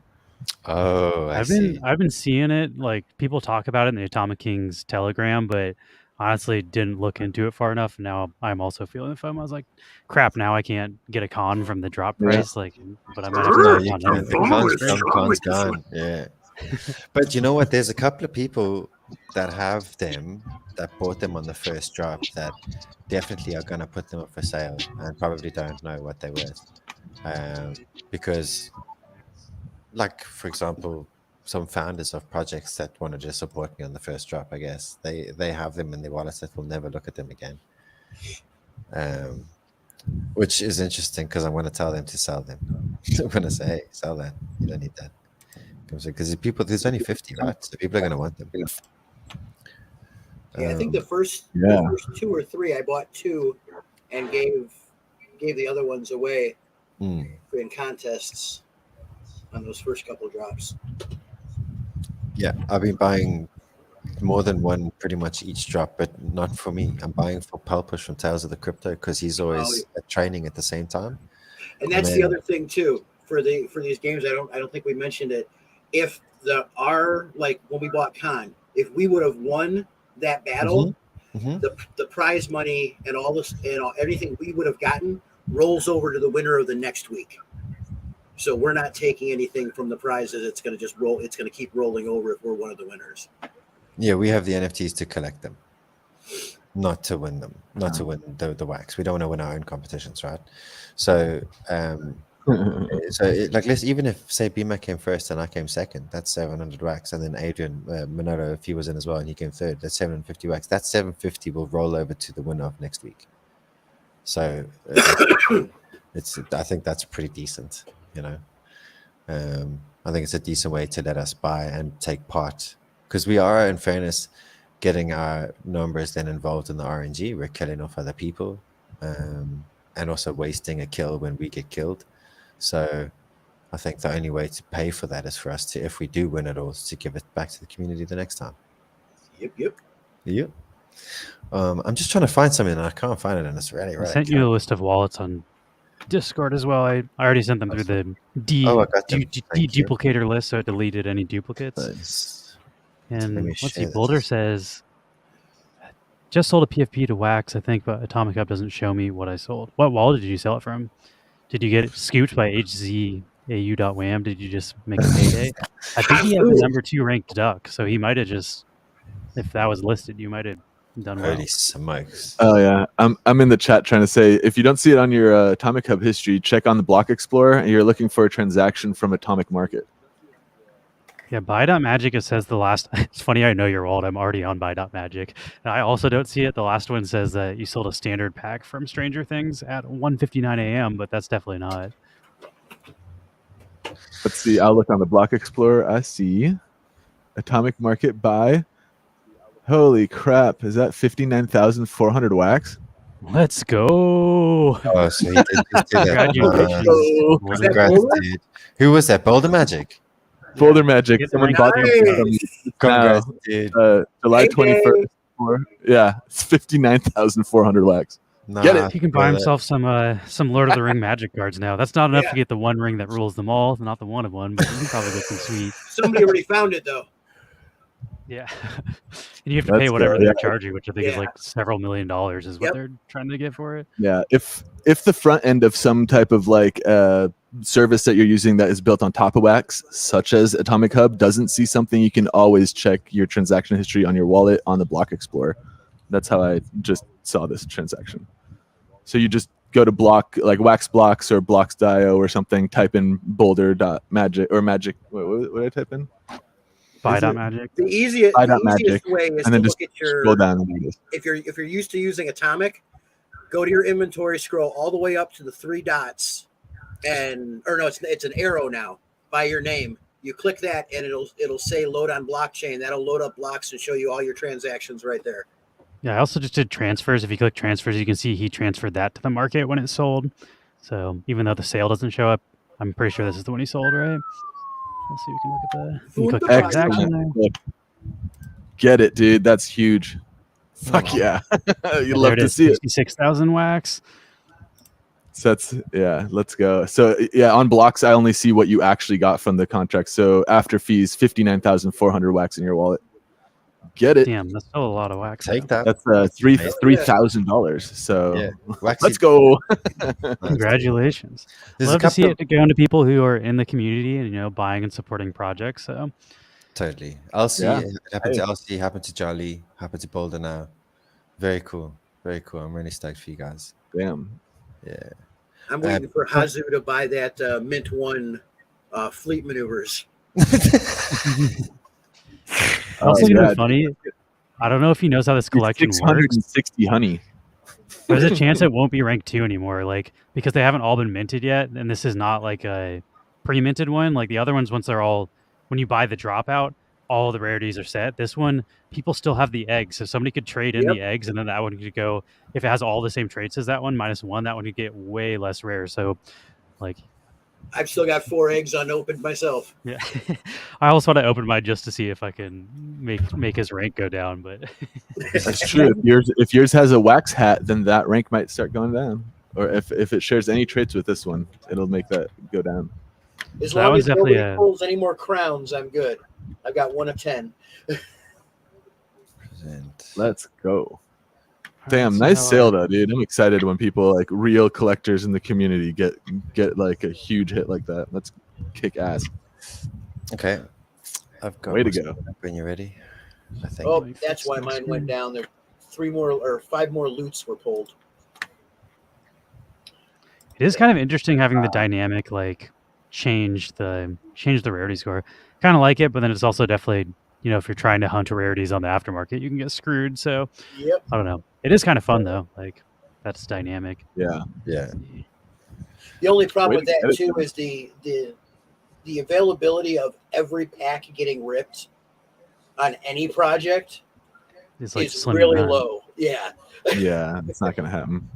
Yeah. There's I'm impressed with some of our drops have packs ripped where it's there's maybe 1,000 we dropped and less than 100 left unopened. That's damn, yo. And most of those 100 unopened ones, I own maybe 20 of those, and I'm not ripping mine. Yeah. So but yeah, damn, Boulder Magic. You putting us all to shame, yo. That one transaction. Way to go. Nice. Yeah. GG's. Yeah, So yeah. guys, what are we looking at here? We're looking at this is Nikon's background from when he fought. So this was actually where Benny went 2-1, I think. Yeah. Yeah. And we'll show you guys how the Rumble works now. And yeah, the guys that we have there are the wallets you gave me already. Let me just have a look. Oh yeah, okay, let's see it.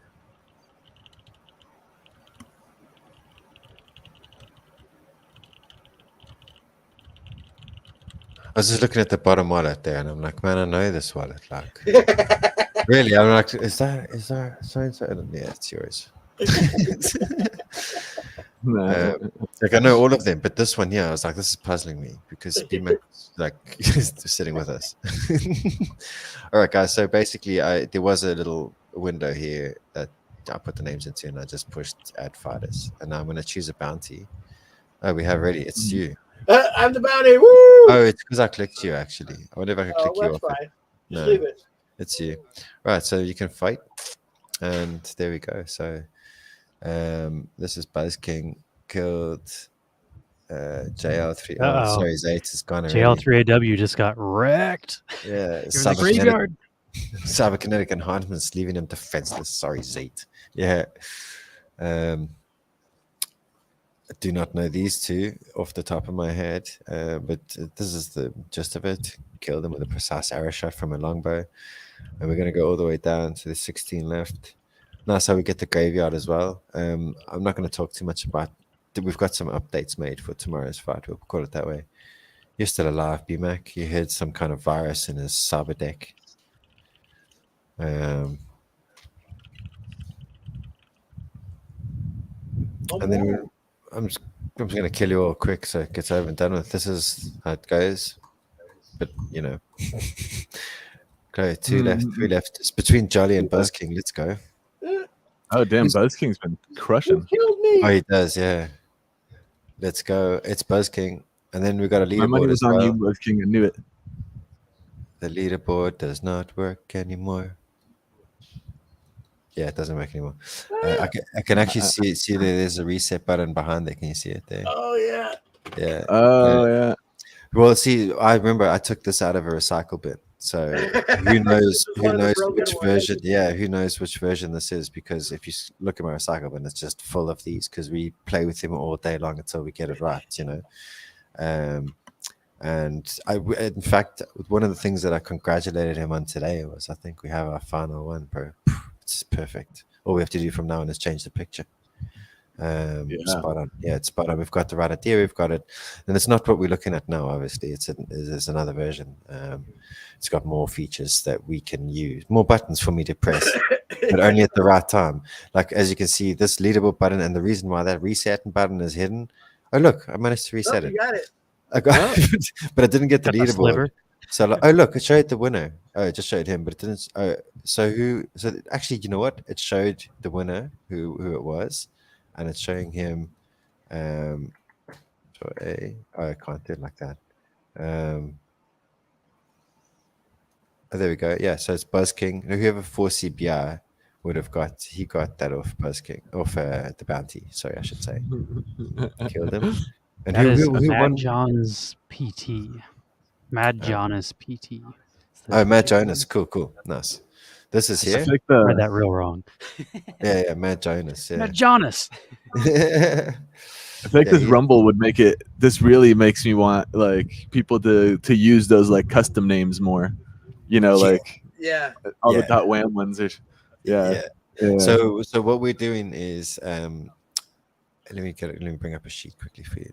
I can also send you the spreadsheet, and if you want to use their Twitch names, then you can just have all the attached wallets. I just sent you the. Yeah, let's do that. Okay, so who won that first one? It was Matt Jonas, right? Oh no, he's got the bounty, Matt Jonas. Who won that first one just a minute ago? It was Buzz King. Buzz King, yeah. So Buzz King, a bottle, and then Matt. Good night, baby. I'll catch you in a bit. Thank you. I'll catch you in the morning. Hang on. You know what?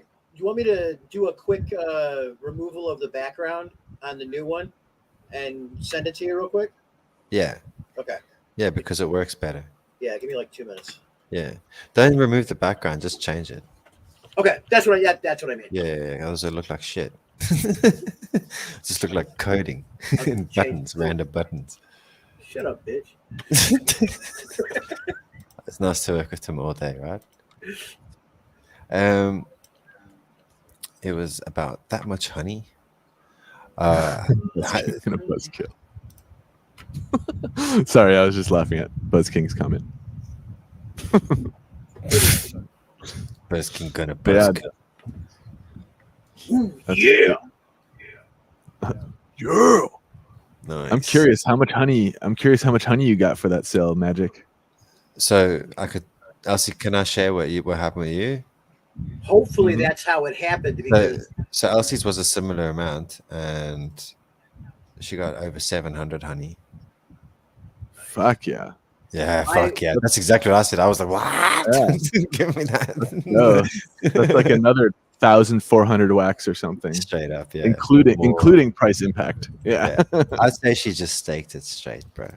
I got Yeah, screwed because my that's biggest what I sale was on a buy offer, so I didn't get the honey. Okay. Wait, you don't get honey for selling through buy offers? It came in through Atomic. I don't know if they've got them. It didn't even show up under Hive. So like, don't even edit your listings on Atomic Hub. Do all of it through Hive. Once you edit it through Atomic Hub, it changes to Atomic Hub. Like, I do everything now in Hive. I look at everything in Atomic Hub until I want to see the floor side of it or the ranking side of it. But now buying and selling is only on Hive. Yeah, Boulder's got it down. You need to accept the offer on NFT Hive, and then you could have gotten it that way. It didn't show up on NFT Hive for me. I looked. I didn't have any yeah, it only showed up on. Oh, I see. Because it's a buy offer, not for something that you had listed. So like, there wasn't. You didn't do the listing, so there wasn't like. No, it was listed. It was listed on NFT Hive, but they sent me just a regular buy offer through Atomic. Saw it on Atomic Hub, yeah. I should have got 40 wax or 40 honey for it, but I didn't because of the way it went through. Is what it came down to. Damn. Yeah, I always feel like a missed opportunity now when I get sales, and I'm like, shit, I didn't list this on Hive. Like, I used to go for the Nefty listings too, just for the kickbacks in Nefty token, and those were worth way less than the honey kickback is. The honey kickback is like, you're getting like a % back or something of your was Nefty ever worth 3 wax? I can't remember. Nefty? No, I never got that high. Nefty got, I think, close to 1. I don't even think it broke over 1, did it? Yeah, see, honey is averaging 2.5 minimum on a daily basis. That's I wonder. Let's see, Nefty's like highest point in Nefty would be like the peak of like a wick for like a hot second. Nefty tokens were selling for like 0.75 wax. Ouch. But I'd say like the average like top of the Nefty token price was about half a wax. But what was the highest value to the dollar, I wonder? Nefty. All right, they also like they got to add some more utility to those tokens. I feel like, they kind of stripped those tokens of their utility and haven't really replaced it with anything. And I think we talked about on stream, and that's also partially though because NFT Hive's kicking so much ass. All 100%. Of the paywalls that they put behind the NFT token, NFT Hive now just does for free, so they can't paywall something you can do somewhere else for free, or all the creators will leave. So they had to I don't know. I understand they're not in the greatest situation, but I don't know what their potential solution is. And Juan is now taking a break. He has taken like a mental health break. He posted that in their Discord recently. So I don't know how many like massive updates we'll be seeing to Nefty anytime soon. He said the team is still working on delivering tools without him, but I doubt we'll see like a massive tokenomics revamp until he comes back. Yeah. I think that the updates that they've done on Nefty at least recently are pretty good. Blending wires and stuff like that. However, that's a possibility as well. However, I doubt it though. I doubt that would happen. Yeah, me too. I like the credit card update. Like if you're a level 3 staker on Nefty, you can now sell your drops directly for credit card sales, which at least like at certain times, like that helps. It's very hard to buy wax in the United States. So like allowing people to just buy your drops with a credit card kind of like circumvents that, and you can onboard people more easily. So I do appreciate that. And they're slowly trickling in new updates. So they're not like totally doing nothing. It's just obviously the value of the token is way down. So everybody who bought thousands and thousands of that token for the stake are like, what the hell, man? We want more value out of this. But it I don't rubs think me they're going anywhere. the wrong way, because most of the people who bought the token were like creators and buying them for like creator tools and the promise of like access to those tools, and that just kind of was rugged effectively. I would say like the original promises were not really what we're seeing today. But delivered on, it's kind of irritating because the people getting rugged are like the creators on wax. Which is like, I don't know. Yeah, the people holding 45,000 Nefty are almost exclusively creators, so it did affect. But there's also like there's buyers and there's people that were trying to farm the Nefty rewards and the LP like non non-project owners, and they also got burned if they didn't remove their stakes and stuff. Let's also be real. Nefty has legitimate liquidity. Honey does not. Like, there isn't liquidity depth in the honey pools. Like, try to sell 1,000 honey tokens, and then or like try to sell $100 worth of honey tokens, and try to sell $100 worth of Nefty. Tell me which one's giving you a bigger price impact. Like, you can actually sell like $1,000 worth of Nefty. Good fucking luck doing that with honey. There's maybe $1,000 worth of liquidity total. Yeah, not making anything on it. Definitely no. Yeah. So there, it's hard to. It's easy to be like, oh yeah, Nefty this, but like Nefty's, I think it's like, if not top 3, it's the top 5 deepest liquidity pool token on Wax. Like, there actually is. Like, what do you mean? Oh, I don't have that much of this one actually. I got tired of like buying more on the way down. I have maybe 10,000 plus 40,000 from the stake, so still have a good amount, like 30,000 Nefty maybe. Nice. But I spent a lot of honey. He's big into the staking the honey for the honey staking rewards. Honey. I have like 2,000 honey staked, and then another 1,000 in the liquidity pool. Oh, that's tasty. I do really like honey. I've only got 1,100 honey right now. That's still a lot this of honey. is the same picture, bro. That's a good amount. I always just stake mine. Anything I earn, I just throw right into staking because I like getting all the random tokens and stuff from the drops. And as much as I might not they enjoy actually stopped that. You don't get the random. It's all Wax and honey now. Yeah. Yep. I kind of prefer that now too, because a lot of those random tokens, while it was fun while it lasted, I wasn't claiming them constantly. By the time I got around to claiming them, half of those tokens rug pulled. So like, I mean, this is a cool idea, but like, man, I'm getting a bunch of trash. I do kind of appreciate that now. It's just Wax, because at the end of the day, that like you're saying, we're on Wax. I want Wax. Like, there you go. And Bmac, will I just use this one, bro? If you want, I just sent you another one though. You didn't though. I did. I'm looking at it in Discord. That's the one I used, bro. Okay, hang on one second. I'll send it again.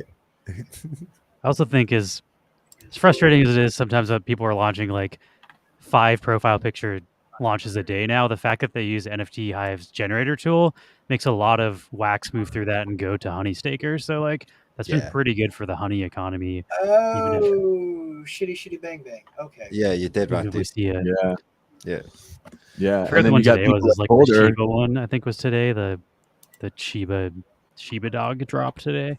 That one I didn't really like. Also, us honey stakers are getting a cut of that transaction that Boulder just made big money on. You know. Yep. Yeah. Thank you, Boulder. Thank you. If you listed that shit on NFT Hive, that's at least 1% of that goes like partially to us, and if the person bought it from Hive, that's 2% of that sale coming to 2% of the total sale then distributed based on whatever percentage goes to the stakers, but still, that's not bad. Yeah. Especially when shit happens, like you remember when like that Splinterland's land sold for like $700,000 in one transaction.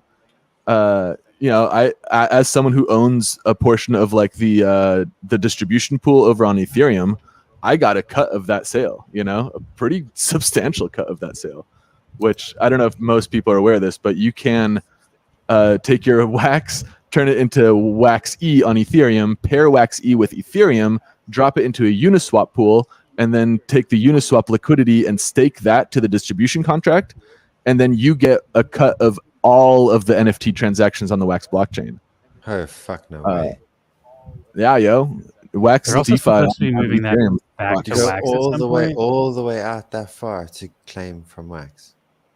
Yeah, because I mean, think about how on Wax there's a collection fee, then there's a marketplace fee and a tokenomics fee, right?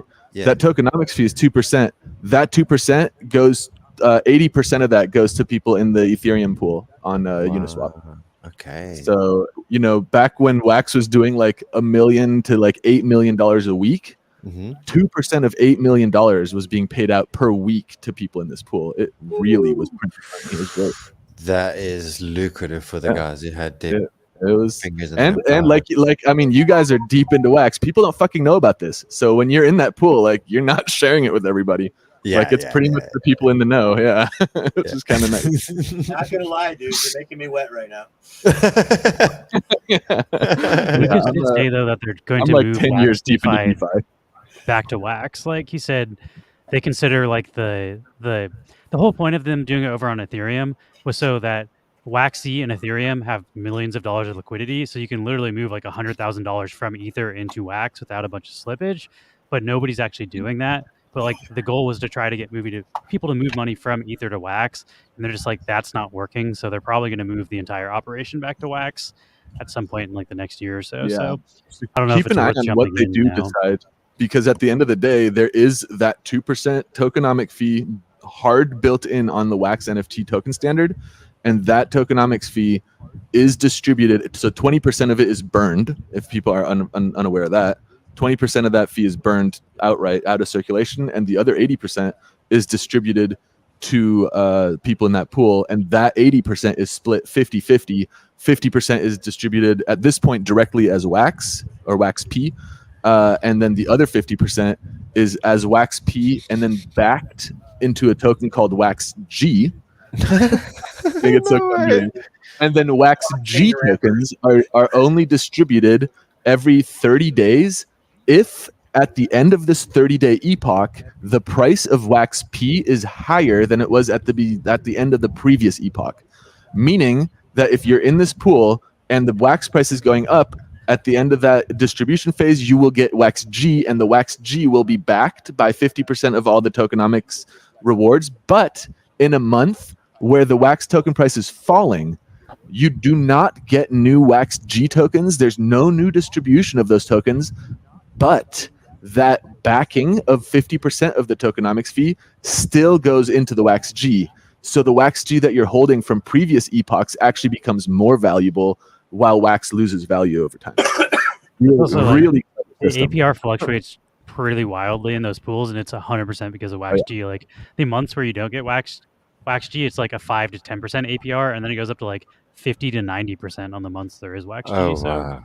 Yeah. Like, and then the longer you're in the pool, the bigger your personal stake of Wax G is, and the bigger your personal stake of Wax G is, the more consistent the APR is, because even in months where you're not getting new Wax G, your existing Wax G continues to earn the backing.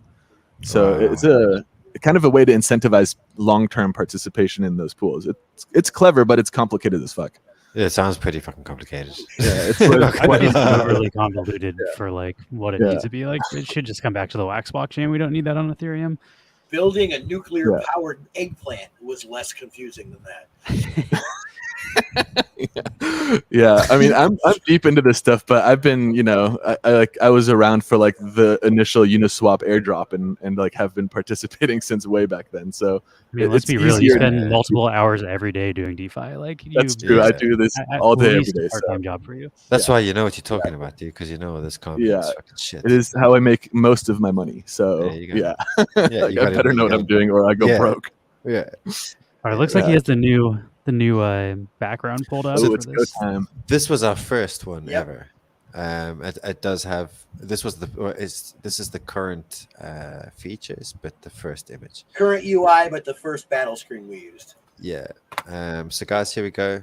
These are our entrants in name form, and this is just for fun. Now let me go have a quick look at my wallet. What I'm going to give you. Just want to make sure, because I'll be doing crew and stuff now. Let's take this. Go ahead. Hey, you know what? We got most of our crew here, right? Yeah. Well, lots of them. I'll give a duck egg out for the winner. You're gonna give a duck egg to the winner. Yeah. Okay, so that's what the fuck? Okay, let's do a duck egg, bro. Okay, duck egg to the winner. One phrase. So let's get ready to rumble. What? It's coming. I hear it. If you do it, they're gonna mute your stream. They mute my stream for this. Oh, really? Yeah. This exact part, but only these few seconds they mute. It's okay. We'll do the analog version of it. Ready? Let's get ready to rumble! Let's go. Right, guys. Are there any more new names, or is that it? Let me see if anybody adds to the spreadsheet. No, I think we're all good on the spreadsheet. Can I manually add my name, or is it too late? I can manually add your name, yeah. Yeah, I mean, my wallet is first.ftw, or just Max is my name, Max is good, yeah. Are you on there, Lewis? Lewis? What do we call you? I'm not on there, but I'm cool not getting it's Louis, right? Lewis already has eggs. I want. already had I missed eggs. the drop entirely. Right, fair. All right, guys, let's go. I'm going to add you on. Let's go. Boulder was wondering if he was on it, but it's too late now, Bo. Yeah, you already sold your duck. You're out of here, dude. Matt Jonas bounty. I just chose him. I don't know why. Boulder Magic, you're there, buddy. Don't worry. There you go.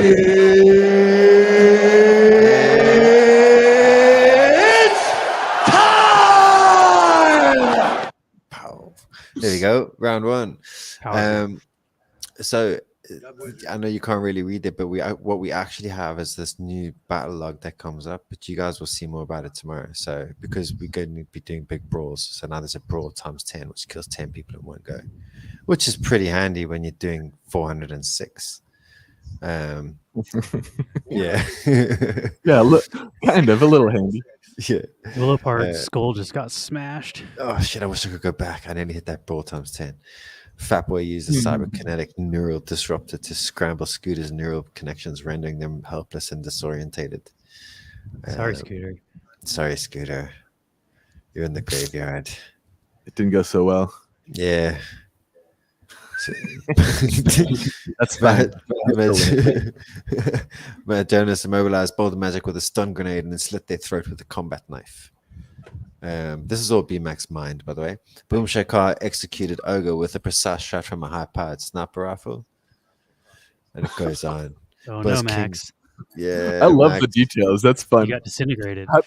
How to do? Ah, you son of a bitch. Yeah. Whatever. Buzz King disintegrated you with a laser beam from a futuristic blaster.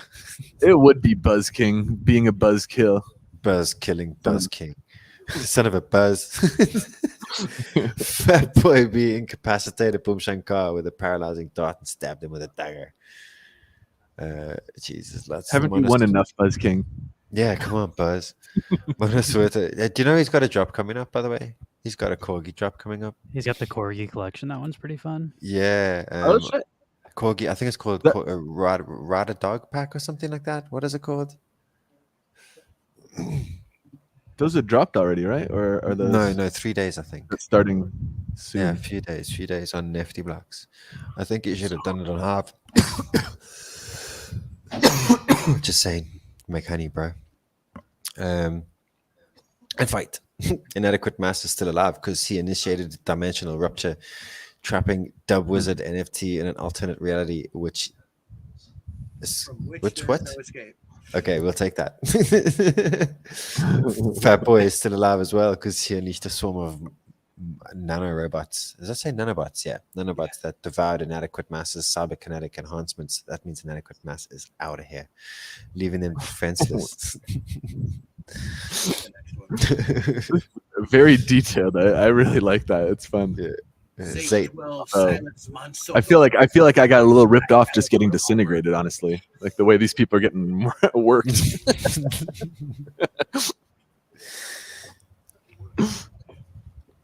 Keep going, Bmac, read up. Fat Boy eradicated Master Halo 40 with a hail of bullets from a minigun. Damn. Excellent announcer presence. Yeah, it's good, isn't it?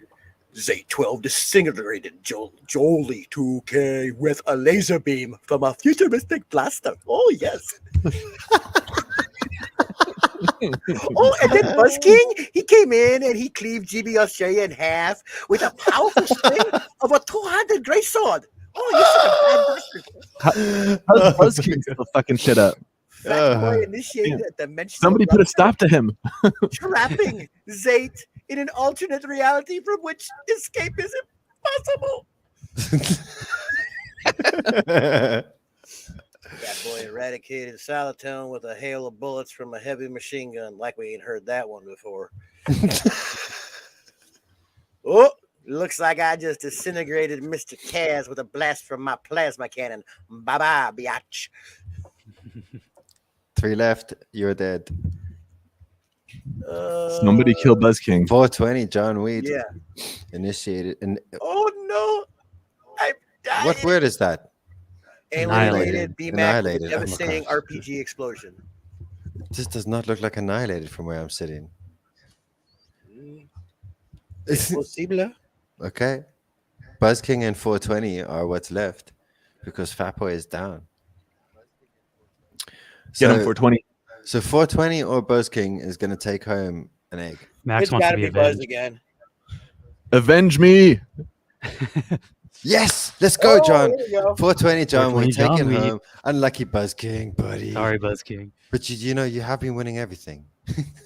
That's what you get. He used all his That's what karma you today. get for winning. Do you see also- what you get, Buzz King? Do you see what you get when you mess with the Warriors? All right, So- send me the wallet and I'll send the egg over. Okay, let's have a look here. Here's the leaderboard. So we got It's also fun seeing Bmac do some voices live. I've only heard the voice messages in the Atomic Kings chat. I see those pop up every once in a while. You sing too. I feel like you got a pretty good singing voice. Like you got a good voice for a lot of stuff. he just likes to have fun, right? I do, man. I do. So he's tomorrow. BMAC will be live with me doing. So we start at 7:30 p.m. UTC, and I think you said it was your 4 UTC or 2 UTC or something. BMAC, but Yeah, I think it's 2. but Normally, if you're set 2 hours later, normally it's at noon for me, so it should be 2 p.m. so we will have some voiceovers tomorrow. We'll Oh, have of some course. good voiceovers tomorrow, guys. Do not anger my bungle. I come from Yeah. Is that on the non-fungible lottery channel? Yes, yes. Like post a link to We that? are, yeah. There's stuff in the pipeline where we're looking at. Yeah, I'm not even gonna say because, but yeah, from the non-fungible lotto channel. Just leave it at that. If you're not already following them, throw them a follow. Yeah, you'll need Yeah, to be there tomorrow. getting a taste of it is really confirming my FOMO. Really, Nice. I fucked up by not paying closer attention. The FOMO is strong with this one.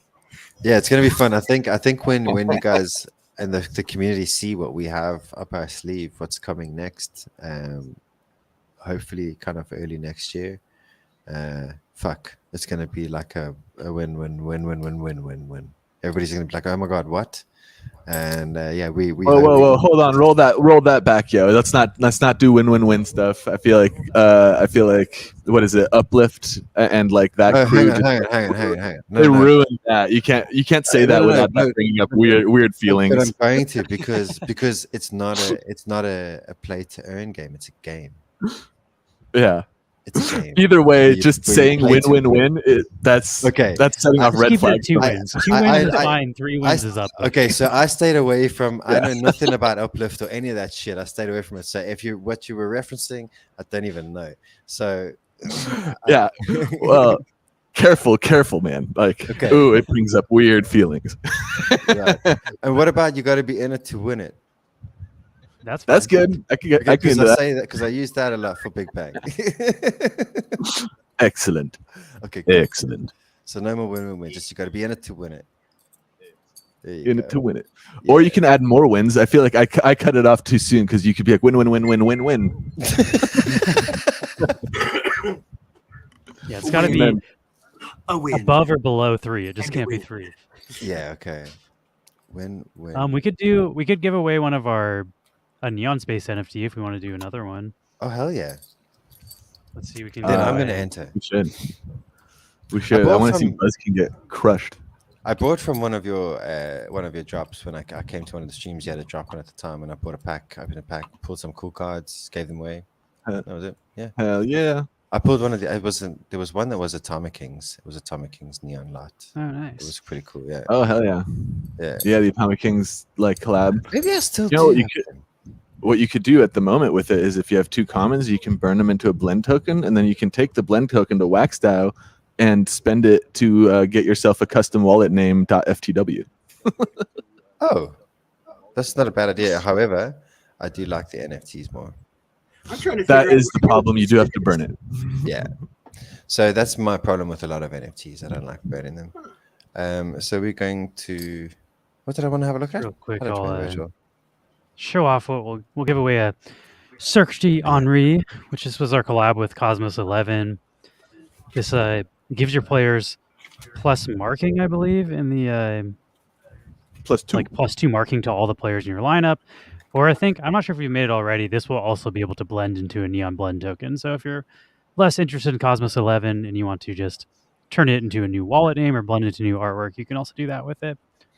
Or I think the lowest listing is 17 wax, so you could sell it and then get yourself a lottery ticket. That too. Right?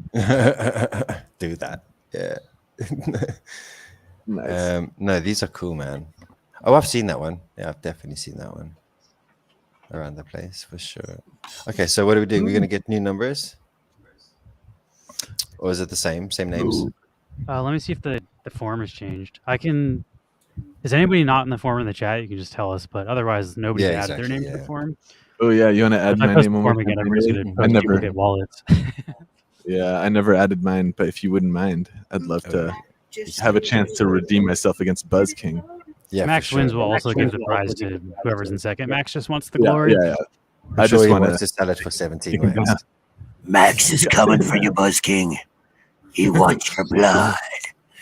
Yeah, I got you here, for randomly, 2 I'll post the form. 3 minutes. 3 minutes If of you've already pain. posted this form, don't post again, please, or we'll get a duplicate of your wallet. nice. Ooh, Nice. I do like this concept here. Asking about the synthetic tokens you can make on WaxDAO. I like the concept, but I also feel like there's not a lot of like liquid. Like for those tokens to be functional, they need to also have liquidity. And who's putting up the counterpart liquidity? Unless I don't know. It's hard to use them, I would say, but it's a cool concept. A synthetic digital token?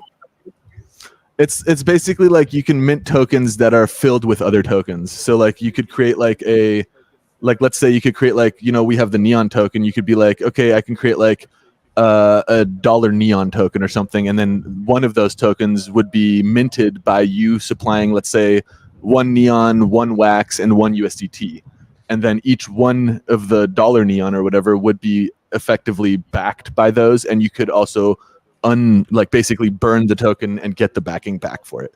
So it's like a kind of like a bundle, like a way to bundle a bunch of tokens into a single asset. But then again, there isn't really much to do other than hold the single asset. So Right. Unless there's like a utility use case around the synthetic asset, I don't see like a huge demand for it. But I love the concept. It's cool. Cool. It's not something that I'd ever even considered. Well, like a decent like idea of it is like, stablecoin, for example, right? There's like Wax USDT, Wax DAI, Wax USDC, and USDT bridged over from EOS chain. So 4 different stablecoins, right?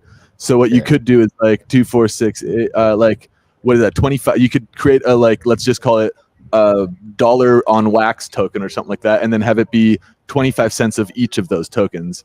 And so each one token is worth $1 and backed by a basket of all 4 of the actual stable coins. And so you could create some type of asset like that. Or maybe you could create like a synthetic token that's like Wax Gaming and then have it be like a portion Brawl, a portion TLM, a portion, or maybe like Wax Marketplace, and you'd have like Nefty token, Honey token, and, whatever, and then have them all be like in certain amounts to create those. But yeah, like I said, there needs to be like a use case beyond just creating them. Yeah. But it is a cool thing. And Mike made that contract in a way that's just like open and easy for anybody to mint their own token that way. It's kind of fun. Yeah, true. I'm going to change my screen so that it's just that thing, so it'll be much bigger, I think. Also, I just want to answer real quick. Pop and Sock said, do I need something special to join that game? Not for this giveaway. This is an open giveaway, but they do Rumbles every Saturday, and the drops are on Wednesday. And if you buy the cards on Wednesday, you're automatically entered for the fights on the Saturdays. And you don't even need to show up for the fight if you own the card, but it's more fun if you do, because as you can see, Bmac kills it. Yeah, you get to hear the voices, the narration. You get to beat Buzz King, hopefully. Yeah, exactly. I'll What post a kind of link to starter their kit Discord again to get tokens? It could be kind of a starter. Okay, I got you. Yeah, coming to the stream is fun for sure. No For doubt. sure. Yeah. I'm just gonna start paying closer attention. And then, oh, by the way, the drops are I think 16 wax, the Wednesday ones. So pop and Sock if you are 30. 13. Okay, 16 Yeah, is the the non-fungible non-fungible lottery. Yeah. gotcha. So it's still very approachable. Yeah, and you can get if there's 50 mints, you can get to. We're toying with the numbers because we're trying to decide if we can open it up to more players or keep it tight the way it is. And keeping it tight the way it is, they really fight at the drops, but it could also discourage the guys if they don't get. You know, so like if you're missing one or two from a collection, sometimes you gotta fuck it, whatever next. Yeah. You know, and I not don't want that everybody to happen. has like not everyone has the same ping rate from their internet too. So some people might be like sitting there before the drop is live and won't even be able to land it just because they're in a Just part of the because of world that. where the internet isn't fast. Yeah, So, and like we had stuff, and especially using NFT Hive, like this is for me NFT Hive's downfall is that type of thing when you're signing transactions, because the rest of it, and the UI is also a bit ugly, but the rest of it, like the actual functionality, is fucking savage, and the honey, like the fact that we can do all the PFPs and I think Ben's doing a great job so far. Mo, is this what you're addressing for? Do you need to join the Discord for a whitelist? For whitelist to what? Make a Twitter. You talking For your about drops? us, bro? Yeah. the Wednesday drops. He owns like every one of our NFTs. Is he joking? You can't be asking me, dude. Do you need a whitelist? Do you have to join the Discord, bro? Do you know who you talk? What? You Maybe he's just trying to get people to join the Discord. He's just maybe. Agent's gonna actually have to read these ones. I got 10 minutes before my wife gets home, so I got some shit I gotta do. So I gotta. You go do your thing, buddy. You go do your thing. Thanks for joining us so much. Big Bang. Do new people also have fun to be to on whitelist? No, buddy. No. We don't. Meet you virtually in person after years of talking to you in the Atomic King. So yeah, it was a pleasure. We'll do it again. Yeah, for sure. Definitely come back. Good morning, Mef. How you, buddy? Thanks again. That was super fun. That was him gone. Choof. I didn't know he was going to run away that quickly. I think he's got to clean up before he gets in the doghouse when his wife comes home in 10 minutes. Completely understandable. Yeah, I get that. Yeah, he's got 7 actually. No, I think he's got 27 to be fair. Morning, Mef. How you, buddy? So Mef sleeps weird hours. He just woke up, and the funny thing is he's in the UK and it's 1 a.m. So he probably just got out of bed now. But guys, we're gonna do this fight, and we can do that. So is the answer no to the whitelist? There's no, never. No, we don't have a whitelist. Okay, so no whitelist. You don't need to be in the Discord, but you might miss the drop is even happening if you're not in the Discord when they announce it. So recommend joining the Discord just for that. Yeah, for sure, bro. I don't think I've seen many people here that aren't in the Discord, to be fair, except Random King. He's pretty random. I like that. So let's fight, guys. Are you doing any announcements or anything like that? Boulder is also asking if you own more than one NFT, do you get more than one spot in the fight? Correct. If that fight features. So, for example, if it's Khan fighting, So, like, can you would you mind going back to your screen and go to Atomic Hub? Yeah, the template page. Give me a sec. Yeah. And then go down to the holders and go to Benny's wallet and look for Big Bang. Just to give an example. Put Benny on blast. Yeah. And then also Ogres, and you'll see the difference between the two. Even though Ogre's got 2 or 3 NFTs more, you'll see the different types of NFTs Ogre has to Benny. Actually, I don't know.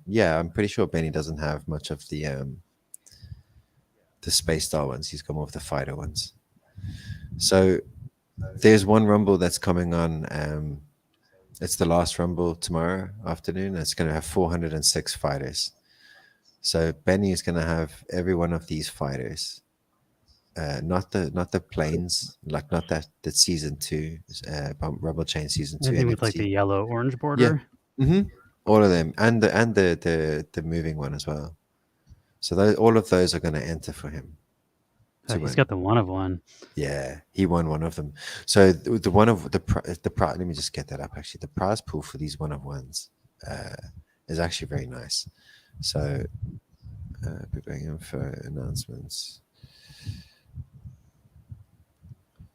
So for the Charlies, for the prelims, the first is I said this already. Actually, 750, 300, 150, 50, and then packs, and then the 6v6 101s. Right. The first one, they're going to get immortalized. So let's just say Benny won 2 wins. He can choose, because he likes pugs, as you know from his profile picture, he could choose a pug as a chimera because it's an animal. And so he could choose to. And then in season 3, we will have a pug chimera. That's Benny 1-2, the name of his choice, etc., etc. So you can get like custom characters. Yeah.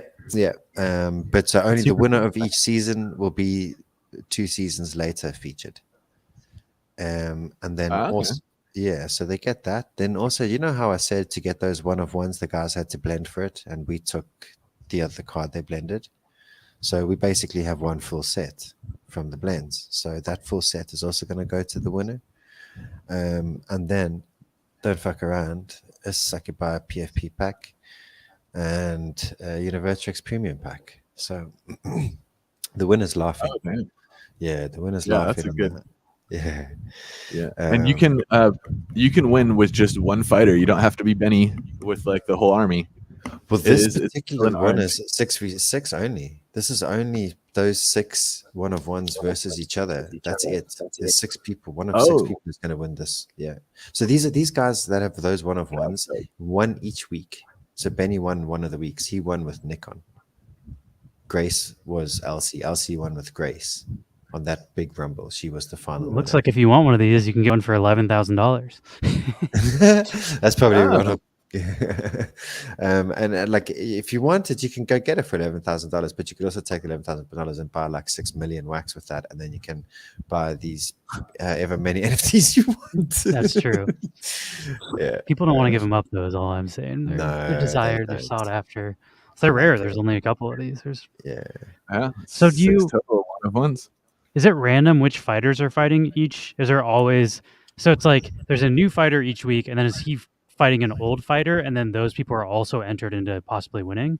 When we do horde modes and stuff like that. So what we've got to do, this is going to turn into kind of a card game. This let me not call it a card game. It's going to turn into another. There's going to be lots of different systems that I can use in order to make it fun. When we have more players, currently we have 6 factions. And 6, now 7. Well, one is non-affiliated, so 6 factions and 7 fighters. But the one of the fighters is a prelim fighter, which I was saying about the Shema. That's Charlie, the one we're fighting. It's the first one of 100 mints. So when we've got more of this, like more chimeras, more kung fu guys, more, you know what I mean, more of the different factions that we have going on, we'll be able to make more. Like we could have like kung fu versus X. Or what, and then people can enter their different cards and stuff like that. So, like Kung Fu versus Chimera, faction versus faction. Then we could have internal faction wars as well. So it depends on what we want to do. But then, like I was saying about funding something else, like I mentioned, I'm quite happy with where Big Bang is with regards to this Rumble club. Because there's going to be another step. There's the free to play, the pay to play, which is this one.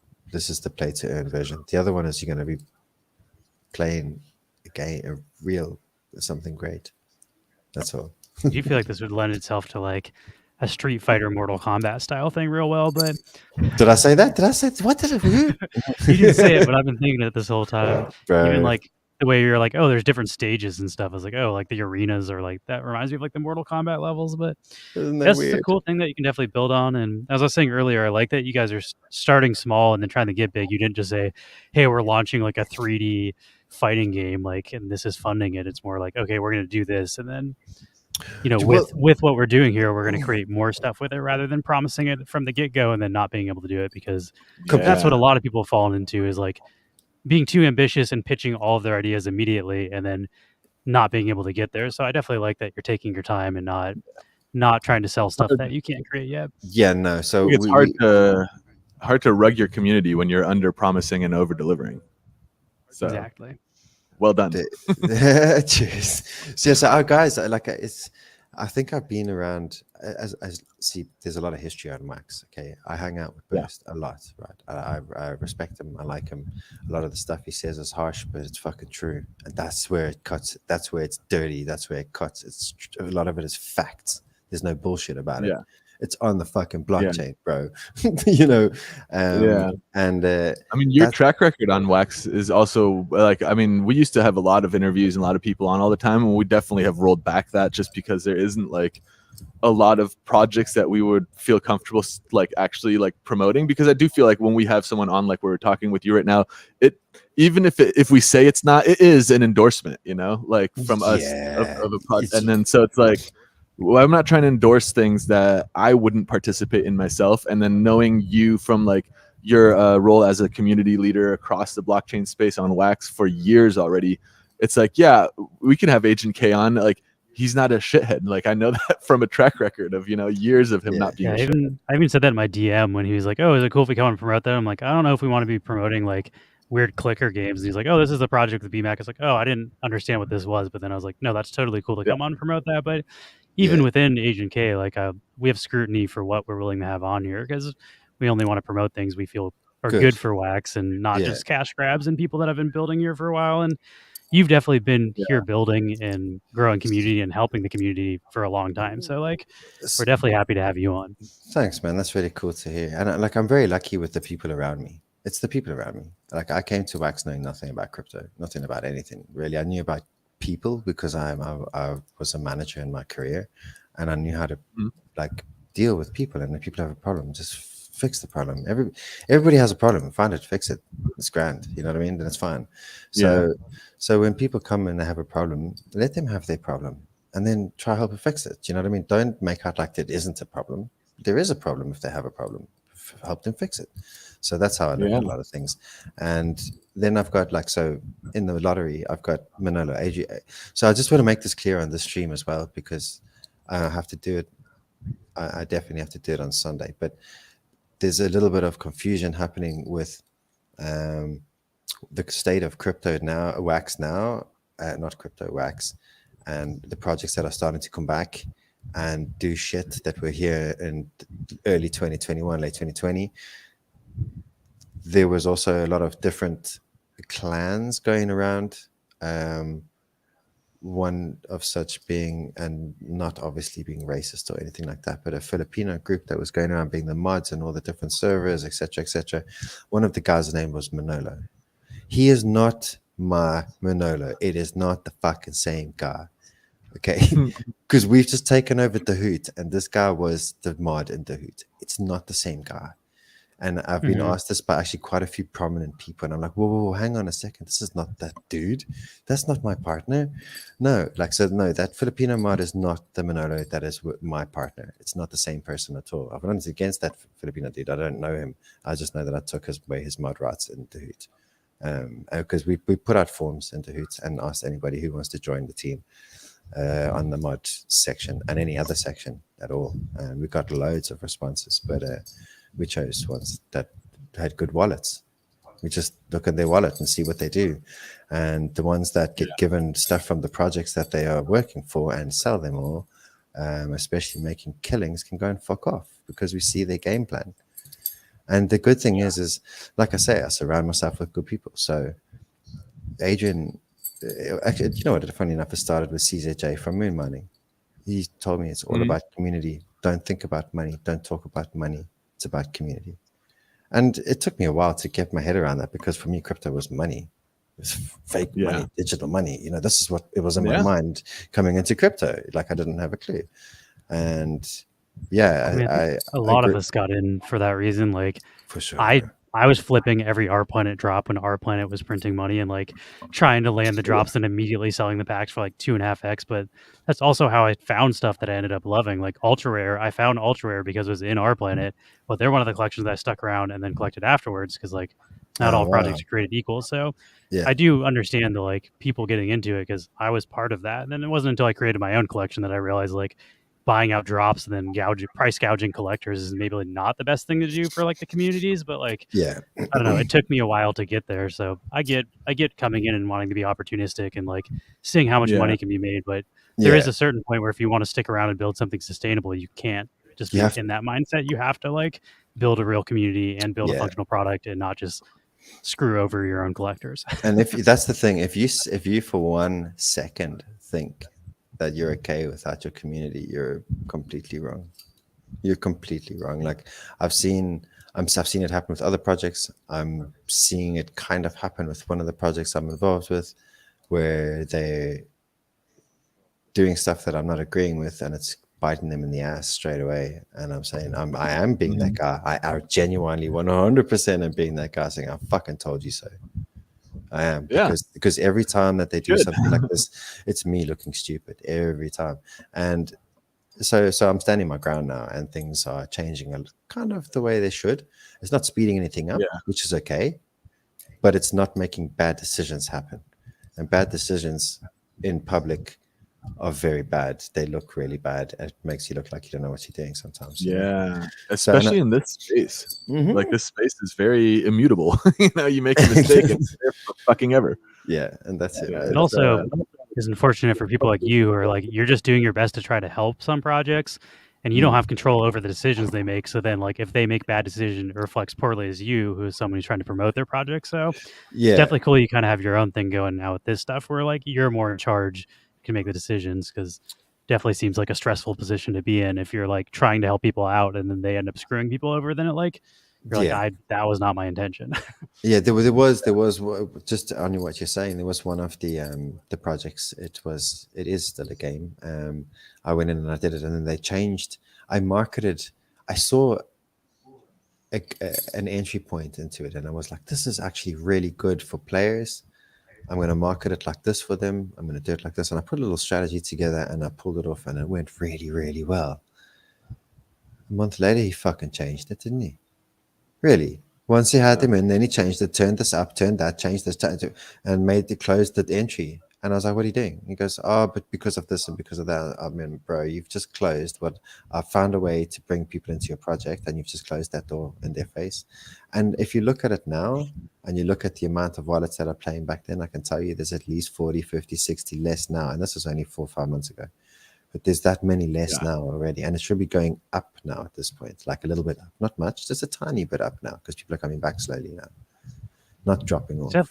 It's definitely tricky too, because I get from the developer side, most game developers are used to being able to just tweak stuff, like, because that's how you do game development. But when it's on the blockchain, you're messing with investments, because every single time you tweak something, somebody bought something for those stats. Then so it's definitely tricky. I get like the difficulties from both ends, but that's really why like people need to have that stuff figured out before they like sell a bunch of stuff, in my opinion. But like too many people are used to selling the stuff to fund the stuff and then changing everything they just funded it with, which I don't know. I think there's just a learning curve for sure on this stuff. Like I'm not going to pretend like game development's easy and I can figure it out, but luckily we just do art, so we don't have to. But it's tricky. Yeah, it's like Web3 game development is just straight up backwards from like actual game development, where it's like, you put stuff out and then you tweak it, like Liz is saying, to make it work. And on like Web3, it's like you commit to everything on the front end and then hopefully like try to fit it into what you've like sold. And that's just not a realistic way to do it. And part of the problem is people aren't necessarily like out to get you or out to screw people over. It's just that, ultimately a lot of the people creating stuff, especially in the indie space in the Web3, are pioneering the space. It isn't like a playbook to follow, like this is, we're kind of figuring it out as we go. And people with good intentions end up fucking up and dicking over people and looking like, how could you have ever thought this would work? In retrospect, everything is 2020, but like there's definitely genuine creators who have fucked over their communities unintentionally. And that's also kind of like, it sucks, but at the end of the day, it's like, it doesn't really, as a buyer, I don't really have a different experience if you've rug pulled me on accident or on purpose. Correct. At the end of the day, people are losing money, whether it's intentional or not, on the creator. The user has the same end experience, which is what the fuck, there's no game and I just have a bunch of useless NFTs. But like, it's not always intentional, but that's the hard part about this space, is like, for sure. Absolutely. So like just on exactly that, like I can give you guys, and this is probably the first time I've spoken about it properly on air, but when we took over Hoot, basically I knew Vicon from Hoot when I started the Big Bang doing the giveaways or the project collabs, like all on one big bounty block. Well, not bounty block, give lab back then. So now those things that are all going around now, I'm sorry guys, but that's my fault. But anyway, that was back in early 2022. And so I met Vicon like that. Then I brought him in as a partner in the lottery. And then he started to slow down with anything. I'd be contacting him, he wouldn't really talk to me. And then I didn't see him. And then eventually Adrian said to me, Ryan, go look in the Discord server. And I went into the server and I found a message from Vicon saying, somebody said, why is the website down? And he said, the time has come. I can't afford it anymore. I don't have the time or the effort or the want to continue. I just can't. And Mm. Do you know, this was like not even a year after Dude did huge sales, did over 200,000 in market sales. It was really, really big. So anyway, I went up to him and I said, man, this is very sad. Can I have your game, please? And he said, you will take over everything? I said, yeah. He said, okay, sure. It was really like, there's no fucking way, guys. It was that easy. It was really that easy to get the yes anyway. After that, we went through the process of everything. We've changed the keys. We've done everything. We've gone through AH. You got rebadged. We did everything. We've done everything. But he ran out of money. And we looked at all the back office. I've looked at everything. It was the worst managed business I've ever fucking seen in my entire life. This guy hasn't a notion. Like, I come from the background of running bars and restaurants. Like, that's my background is GM of a restaurant or a bar. Ooh, razor thin margins there. Yeah, dude. And I know about. I know what you're doing. I can play with numbers and I know how to do work the books. And man, this was a negative business. So unless there was something else like the ability, for example, let's just say, for example, that the bills they were paying were actually fake bills and they're paying them to themselves. That would make it then a scam, right? But that's not what I'm saying. That what I'm seeing is a really badly run business, and they fucked it up entirely. And they couldn't do it anymore. And why are we taking it? First of all, of course, it's an opportunity. Second of all, it's also, guys, don't forget, it's an opportunity for me to miss out on the first sales. So it's not like I'm coming here to make some fucking big money. I'm taking it because there's a community there. There's a huge community there that spent a lot of money, including Manolo, my partner, including the community members that I said go into because of the lorry, blah, blah, blah. So we went, fuck it, let's take it. We've taken it. We've put a team together. Development started about 4 weeks ago. We'll have a blackout version in September. Yes, it's a clicker. It's going to be a hella fun clicker. We're going to do it in Unity. You're going to be able to look at everything. I'm not going to give away too much now because it's not fair. It's got to go to the community first. But yeah, it's going to be really, really cool. And I promise, Lewis, I'm not going to talk too much about this. So I'm fine with you talking about it. I was just saying, I personally am pretty burned out on Clicker, so I probably will not be participating.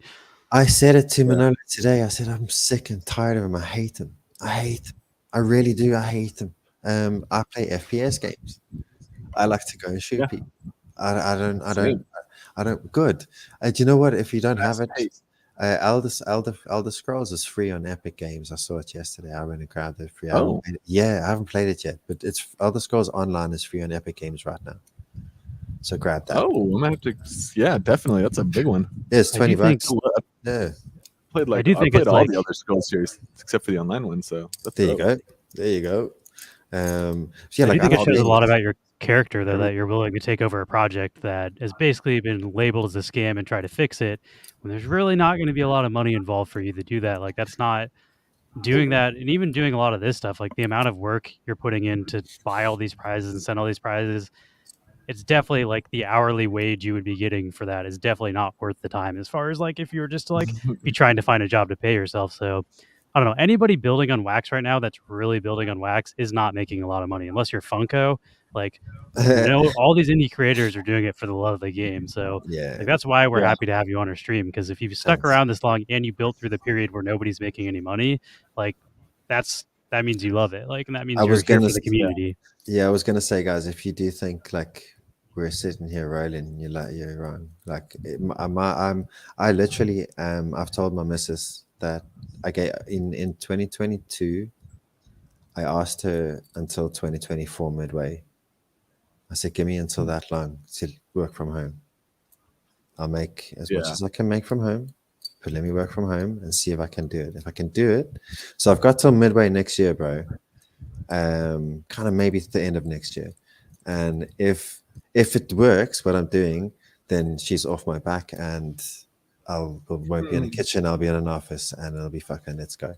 Now, if it works, because like in the same thing, what I've seen a lot of these projects do, except for, say, for example, Taco or Wombat or whatever, there's a couple that get to make it, right? Then you need to have a few. You need to have we don't have one team looking. I don't have one team looking after all of the projects. I have Bmac, me, and Manolo in Big Bang. I have myself, Manolo, and Farron in the lottery. Then in Moon Mining, there's myself and that team. In Credit Metaverse, there's myself and Samarin and that team. You know what I mean? Like they're different teams that I guess I'm a common denominator in. Then with Toons Lottery and those Toons Lottery, Dahoot, and Big Bang, those are the three that I part own. And then there's also Rogue Planet, which we discussed before, that the 3PS FPS MMORPG. But my dev asked for 3.5 weeks off about 5 weeks ago. Said work was just ridiculous. I have not seen him since. It's really sad. I can't wait. Those demos you sent me look pretty sweet, though. I know. I really can't wait to see him again. I'm hanging to play. I'm hanging to bring the community into it. I'm dying to run on with Buzz King and funny enough Ronald Koeman and stuff like that. I see these guys playing Forge. I want them to come and play this shit and we shoot each other and all run around together shooting each other. I think it's gonna be brilliant. That's definitely more my speed. yeah, for sure. I play Escape from Tarkov. It's a AAA game in beta. That's my style of game. Not like. No offense to Moon Mining, for example. That's why I'm using my own. No offense to it, but I go in and click. I made Moon Mining so you could click 7 times and leave. That's how I made it, so that it could click it 7 times and leave. Because people on Wax want to do that when they're working. They have their phone out, they do their thing, they go in, it's a fucking addiction as well. Don't get me wrong. People get addicted to this shit. And they get addicted to looking at their phone and clicking their clicks and making sure they have it. And for me, that's not my jam, bro. Not whatsoever. There is an audience for that stuff, though. It's just a different audience. Look at Facebook games and Candy Crush and mobile. I don't know. Those games have massive audiences. It's just not. I don't play those games outside of Wax, so I kind of got to the point where it's why am I trying to play games I don't like in the non-NFT space, in the NFT space?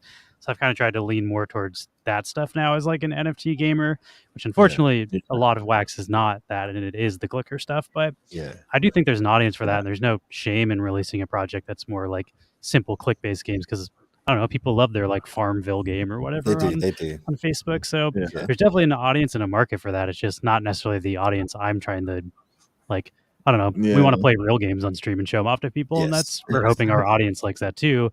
Doesn't mean there isn't the other audience or you're wrong for doing the other type of thing. It's just not necessarily what we're looking for. For sure. Yeah. I think also similar to to the end of the person who's a project you took over having simply mismanaged the funds of it and not having a business or the sense to run a business themselves. I think part of the reason that you see stuff like that is just the accessibility of Web3. It's not such a huge barrier of entry that pretty much anybody can start a project, from by themselves from their bedroom computer, in a way that just doesn't exist in the normal Web2 space. Conventional space. Wax is so cheap to make wallets, so cheap to make NFTs. On Ethereum, so you have to end up with if you fuck up, you're spending a ton of money to fuck up. On Wax, it's so easy, the barrier to entry, that it allows people who don't know what they're doing to come and enter and start businesses, which is good. And Lewis and I both worked. Yeah, we both worked in as freelance artists for years. Basically, I ran that thing as my own LLC and contracted myself out. And obviously, work is very sporadic. So I was able to understand how to manage my finances to last 6 months if I can't get work and can't have money coming in. And I got into starting our collection having that foundation of running multiple businesses in this way. And I'm still here even though we haven't paid ourselves in 12 months or more from Neon Space. We also made mistakes. We spent too much money up front because we made too much money on our first drop, and we assumed we'd make that much money on every other drop.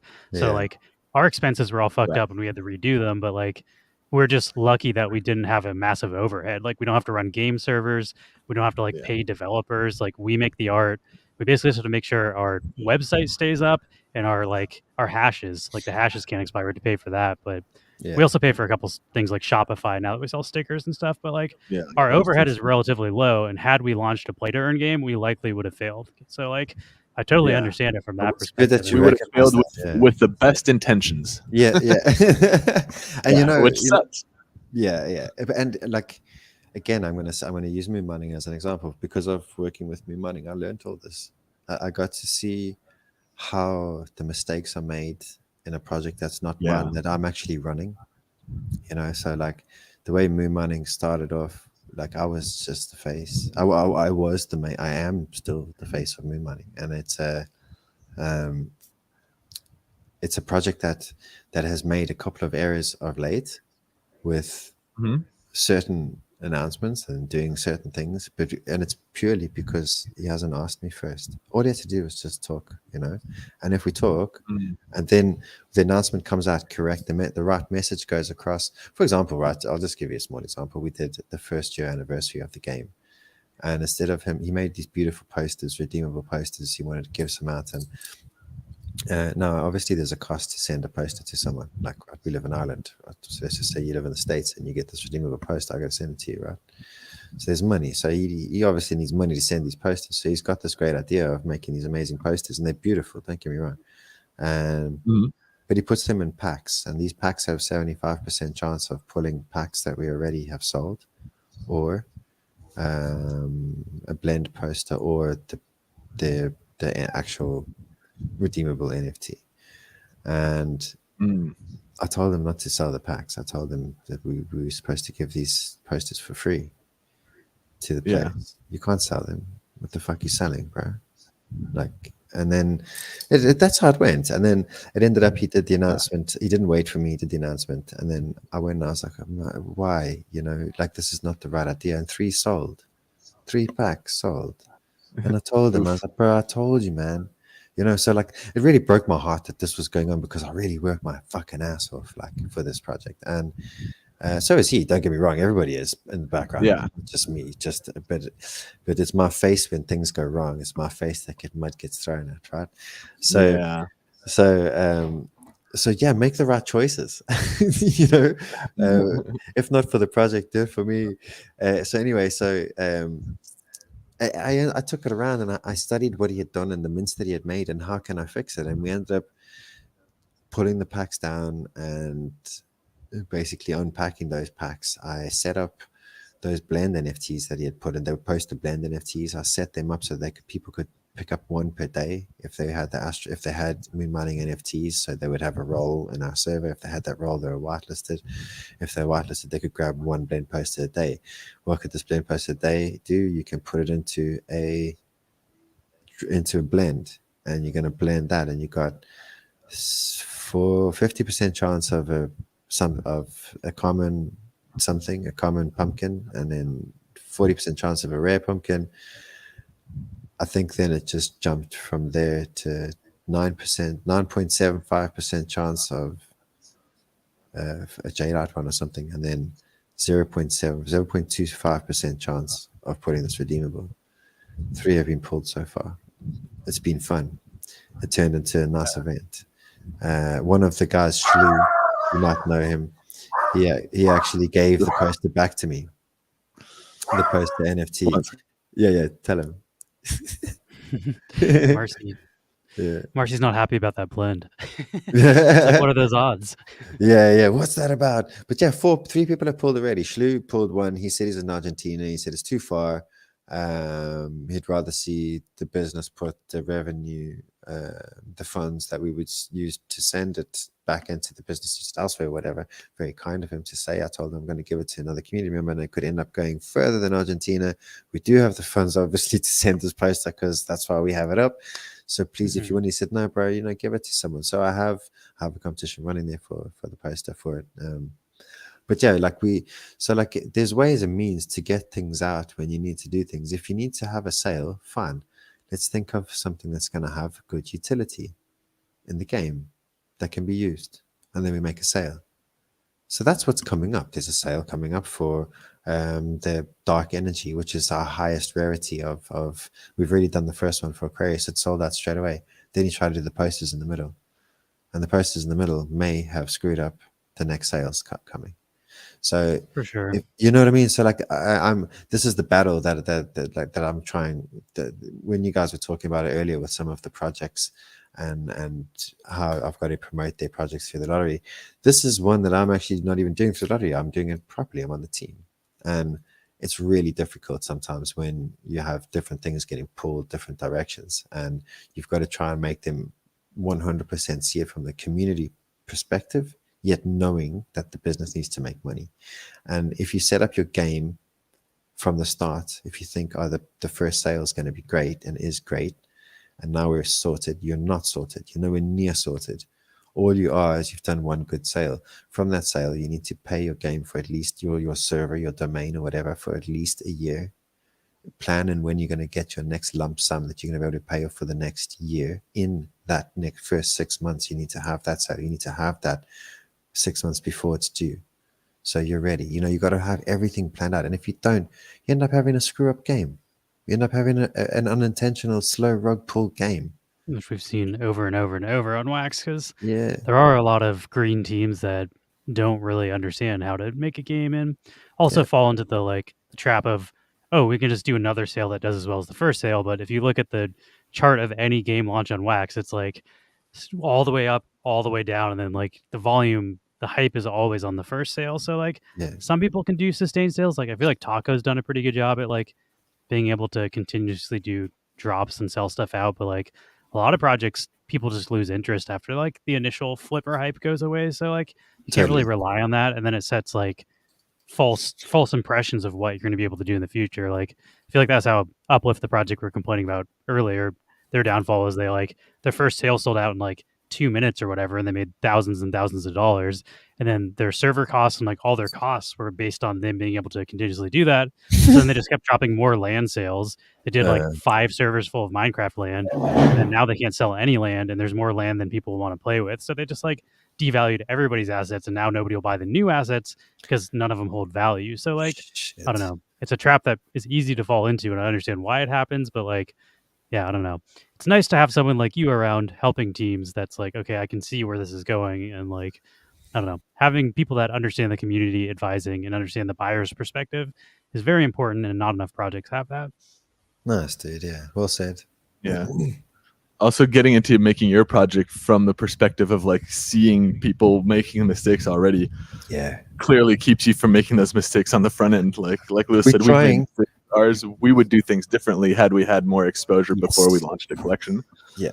But on the flip side, it's so easy to launch a collection, and we were in the space, timing was right, and it was like doable, so we did it. You're fucking right. I also think we fixed a lot of our biggest problems. We oversupplied our first drop. Like the mint structure is insane for a collectible project on Wax, because we were copying our Planet collection mint structures, but people are buying those for gaming utility and not for collectible artwork. So we're just very misguided by what the market was selling.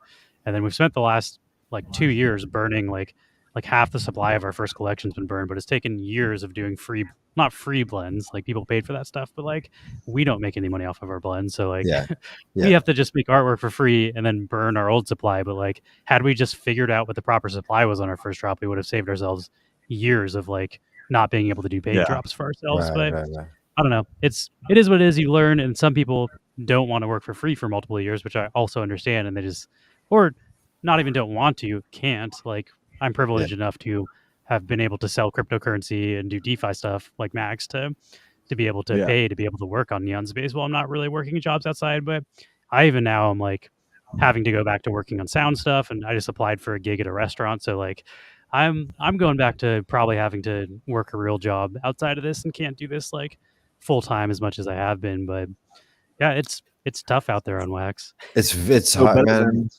Too hard. It's like devaluing everybody's stuff, though. I'd rather do that than either abandon my project or just keep doing sales that devalue what people are currently holding. So like, and I know there's a lot of projects like Uplift out there who did a crazy amount of sales, but one of the metrics that I would say we pride ourselves on as creators on Wax is how much money have you lost your collectors? Yes, that's a good one. And how happy are your collectors still? Yeah. That's at least, hey, people who bought our stuff at our first drop, you can still like sell it relatively for that drop price, and it's not, there's not. That's good. It's not like and that's 2 years later, so it's like not terrible. We kind of were able to like recover it in that way, but it's also really difficult as like a new person looking at somebody's project. That's not a metric. You can be like, oh, how much have people lost, participating in this? It's not easy to see. But, just when you were saying about using the blends for yourselves as well, if you like go and look at Toons market volume, like it's not, when you look at it, you're like, oh, I thought that this was a decent kind of busy project. It actually really is. We work off blends, so not drops, the same as you guys are saying. So Nifty blocks is pretty busy. So for us, like the blends page, it's I was saying, it starts with a common with an earth chip, and you blend up to your legendaries from there. So we don't actually sell them. So we don't sell any of our Toons. We sold them a mocha bottle for, not even for wax. It was for crew coin, our token, and for Mars chip and a Momoka coin or Mars chip and earth chips. So like not even for wax, you know what I mean? So like we don't, it's hard to say. Like we don't, in an essence, we don't actually go and sell Toons. Do you know what I mean? Like to the people, they distribute it through the prize pool of the lottery. The only way for you to get Toons, unless we're doing an event, is to go and blend them or win them in the lottery. We don't, or you win them. You know what I mean? We don't sell them, and I guess that's what I'm trying to say. We don't sell them for wax. Yeah. Which is quite cool, and it's a kind of it's cool because the way that you get those, like those blends and those things, you have to be participating in that collection. It's not like a bottable, well, I mean, not as easily a bottable thing or easily like apparent that there's a drop, and it attracts that type of attention. It basically is for people who are already within your, collector community, and the distribution then is much more streamlined to active collectors. And it's great. It also, thanks, man. It also works out well with say you come and you're new and you drop in because of what Big Black Fang, we did the huge thing with Ludi, which was fucking great. On weekly 69, right? So that was the first week of a cycle, and which means that the previous week was bonus 17, I think. It was bonus 17, and then weekly 69 happened, weekly 70, 71, 72, 73 bonus, right? And then where am I going with this? Oh shit, I don't remember at all. I just smoked the bone. Yeah. I don't remember at all, but it was, yes. So when you come in, you're going to want to have that free ticket at the end, the bonus ticket. Yeah. And because you already got dropped an earth chip, that's literally 5 wax less or 6 wax less than the price of your ticket. You're like, oh, this is not actually bad. And also if you won, then you're already completely in profit, right? So to buy another ticket, which then you're halfway to your blend already, and you also get another earth chip. So it keeps them, we're keeping them busy the whole time with stuff to do, and cool blends and things like that, Yeah. That's definitely important. Like having stuff regularly for your community to stay engaged, especially like even for us for collectible artwork. Like if there's just nothing to do, people kind of get bored and then they go to other Discords and then they kind of forget about your project. So like that's another reason why we were trying to do frequent blends, just so there's always something new to engage. And sometimes it works better than others, but I feel like we've done an okay job. You guys have. There's also something you got going for you, which obviously no offense to you, Lewis, but you got Max. Max over there is one of the names on Wax, bro. That is like, you're like the godfather of tokenomics. It is. If I talk to anybody and I say, man, who should I ask about this? And it's something got to do with actual staking pools, anything like that. They'll say, can you get onto Max? Max will help you. I swear. So that's what Neon, when I think of Neon Space, I think of this, not the collection. I think of the stream and you're both you two guys, your knowledge. That's what I think of when I think of Neon Space, not the collection. Because that's how I was introduced to you guys. Like I came and watched you guys and I was like, fuck, these guys, look, what? You two guys talking way above my head. I like you already. I'm going to come listen. And then I started listening and then I started catching on. Then I was like, oh, okay, these guys know exactly what they're talking about. I want to come listen more. That's why you see me floating in. I don't talk much in your stream, but I'm there, I'm watching, I'm listening in the background working, Yeah, it's also important, I think, because it is like, when you understand the stuff, and like the whole thing, at least my philosophy is like, what one person can do, another person can do as well. So like if I understand something, so can you. Like if you're not stupid. If I speak slowly, you'll get it. It's not like this is magic, Do you think I can't understand you when you speak fast, man? That's like, yeah, exactly. That's it. So it's like, yeah, this, if it makes sense, it makes sense. It doesn't, it's like, there's no scenario where it's like, oh, this makes sense to me, but like not like I can't explain it to you. Like if I can't explain it to you, it doesn't fucking make sense. Personally, that's kind of how I feel about it. We're also like, I do feel like Max is self-taught on this stuff. It's not like Max had a mentor or like some crazy guide. So he learned how to do all this on his own, which is why he's saying anybody else can learn if you're just willing to put in the time. And he's willing to put in the time to try to explain it to you if you're willing to listen. Like 10 years. Also, if you learned it. So yeah, I spent a long time getting a footing. It didn't happen overnight. I absolutely, I'm not under the impression that the concepts aren't complicated. It's complicated, but it does make sense. And if you do it, like especially with our like Tuesday, for example, the Tech Tuesdays that we do, it's like, the idea there is like, well, doing one tech stream and explaining these concepts is good, but it's gonna, go mostly over people's heads. But then if we do this in a way of like, okay, let me just take 100 whacks and do this week by week by week and show you, and then do something this week and build on that next week, it actually makes a lot more sense. And then like when you're a year into it, it's just like, okay, here now we're doing this really complicated stuff, but we've actually gotten there step by step with like the foundation and understanding and kind of like eased into it. And that way, we can come back each week to understanding, for example, like participating in a liquidity pool. And if you've seen it, like, 2 months straight, it actually does. There is that moment where it clicks. And like, even when I got into crypto at first, I was like, what the fuck? Like, I don't understand any of this. And I straight up did that same, I was trying to figure it out. And like, I got down to like the hashing algorithm for Bitcoin, the SHA-256 stuff. Like I got down to a point where I was like taking a pen and paper and like working out the math just at a really low difficulty. And I had like that aha moment. I was like, oh my God, this actually is real. Like it actually works. Like this is a digital solution to the double spend problem, and it fucking works. Yeah. But understanding the double spend problem in a digital space is already like, that's not like the average person isn't like familiar with that. Yeah. So it's not. Yeah, I don't know. I feel very like happy that people like reach out and they're like, hey, I've been supplying liquidity, or I've been doing this, but like until I saw you talk about it, like I didn't actually understand any of it, and now I have now I understand it. I'm like, yes, and it's like, it's not that I made you understand it, it's that you took the time to like, pay attention and learn it. And it's not, I don't know. I feel like that's, people are like, hey, thank you. It's like, no, thank yourself. Like you did that. You took the time and you learned this. It's not like, I didn't. It is. But you also took 10 years to find the information and find a way to express it to them. So yeah, take that bit of credit when it's given, bro. That's true. I gotta say goodbye to my husband. He's about to walk out. Dude. I feel like it's got to be pretty late for you too. Should we go on this Rumble so you can get onto your birthday celebrations? Oh, it's 1:40 already.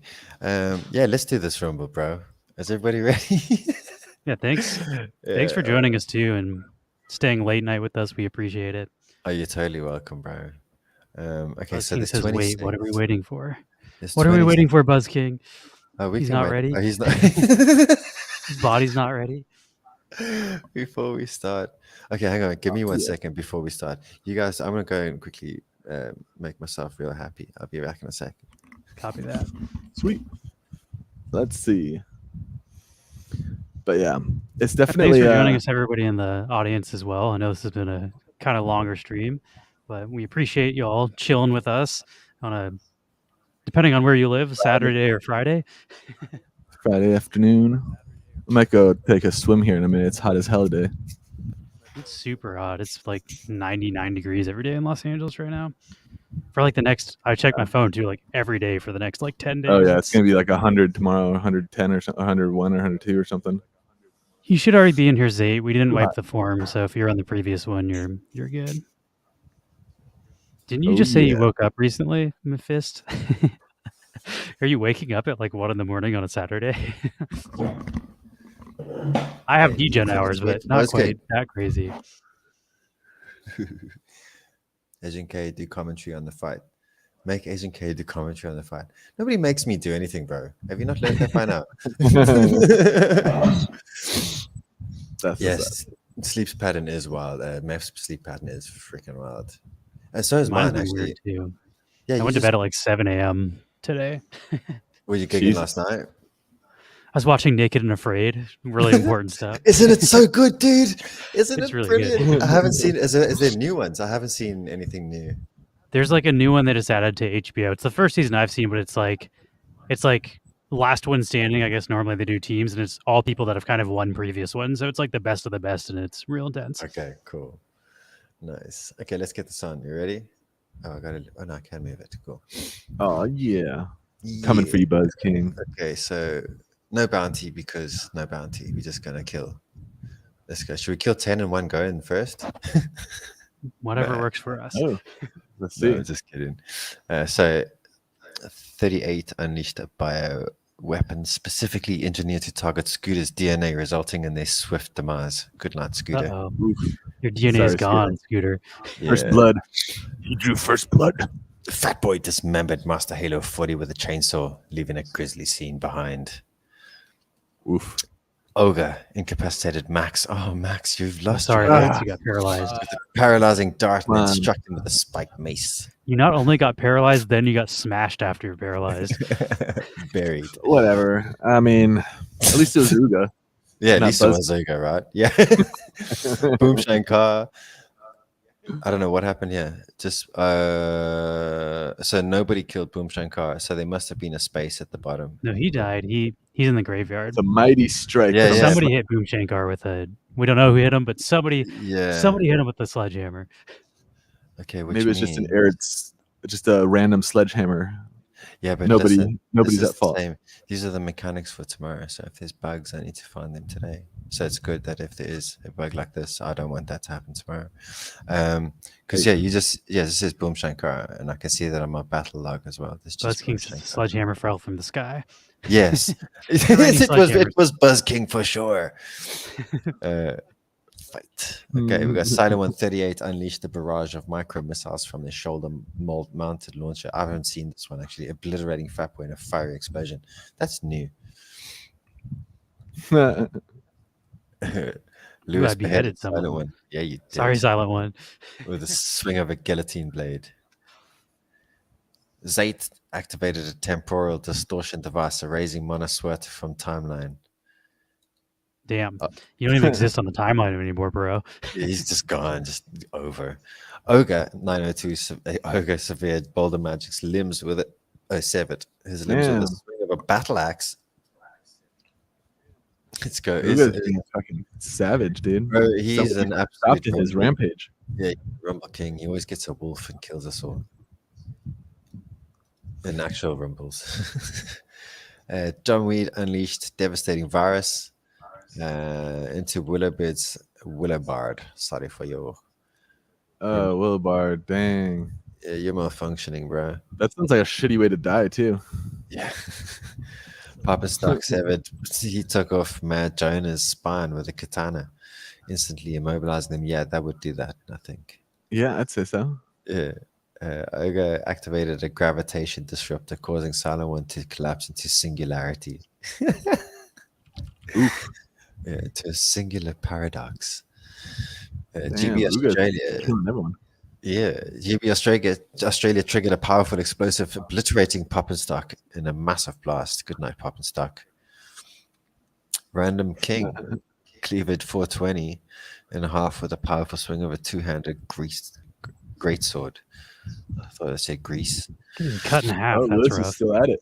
That's the old Mortal Kombat, right? Raiden used to cut someone in half, cut people in half with his hat, straight down the center. It would peel off like that. I don't think it was Raiden. It was like the guy who threw his razor hat, because Raiden did like the lightning thing. That's Razor. Yeah, that's. I forget the guy's name. Was it Raiden?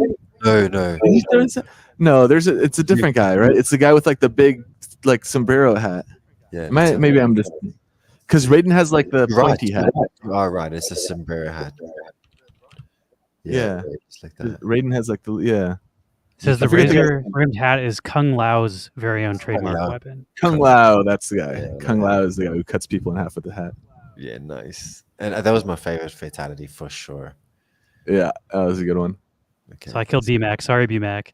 Thanks for all the artwork, but you're dead. Fatality. Random King took my throat off with a banana and a smile. Wait, how So does the he banana? slice your Wow, throat that's with a just banana? insult. That's just insulting. That's just insulting. Yeah, it's just BMAC. It's my birthday. Banana. Yeah. Right Wow. on. Inadequate mass and annihilated ogre with a devastating RPG explosion. Oh, sorry, I just been avenged. See ya. Nice. Buzz King beheaded Dub Wizard NFT with a sharp swing of an axe. Unlucky Dub. Random of course he did. still killing. He's incinerated Jolly with a flamethrower, reducing him to ashes in seconds.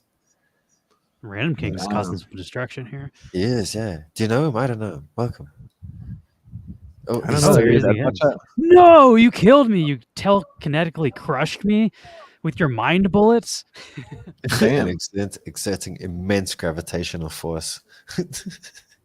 That's like another fatality from what is it, from Mortal Kombat, right? The guy with like the blind guy who has like the covered eyes.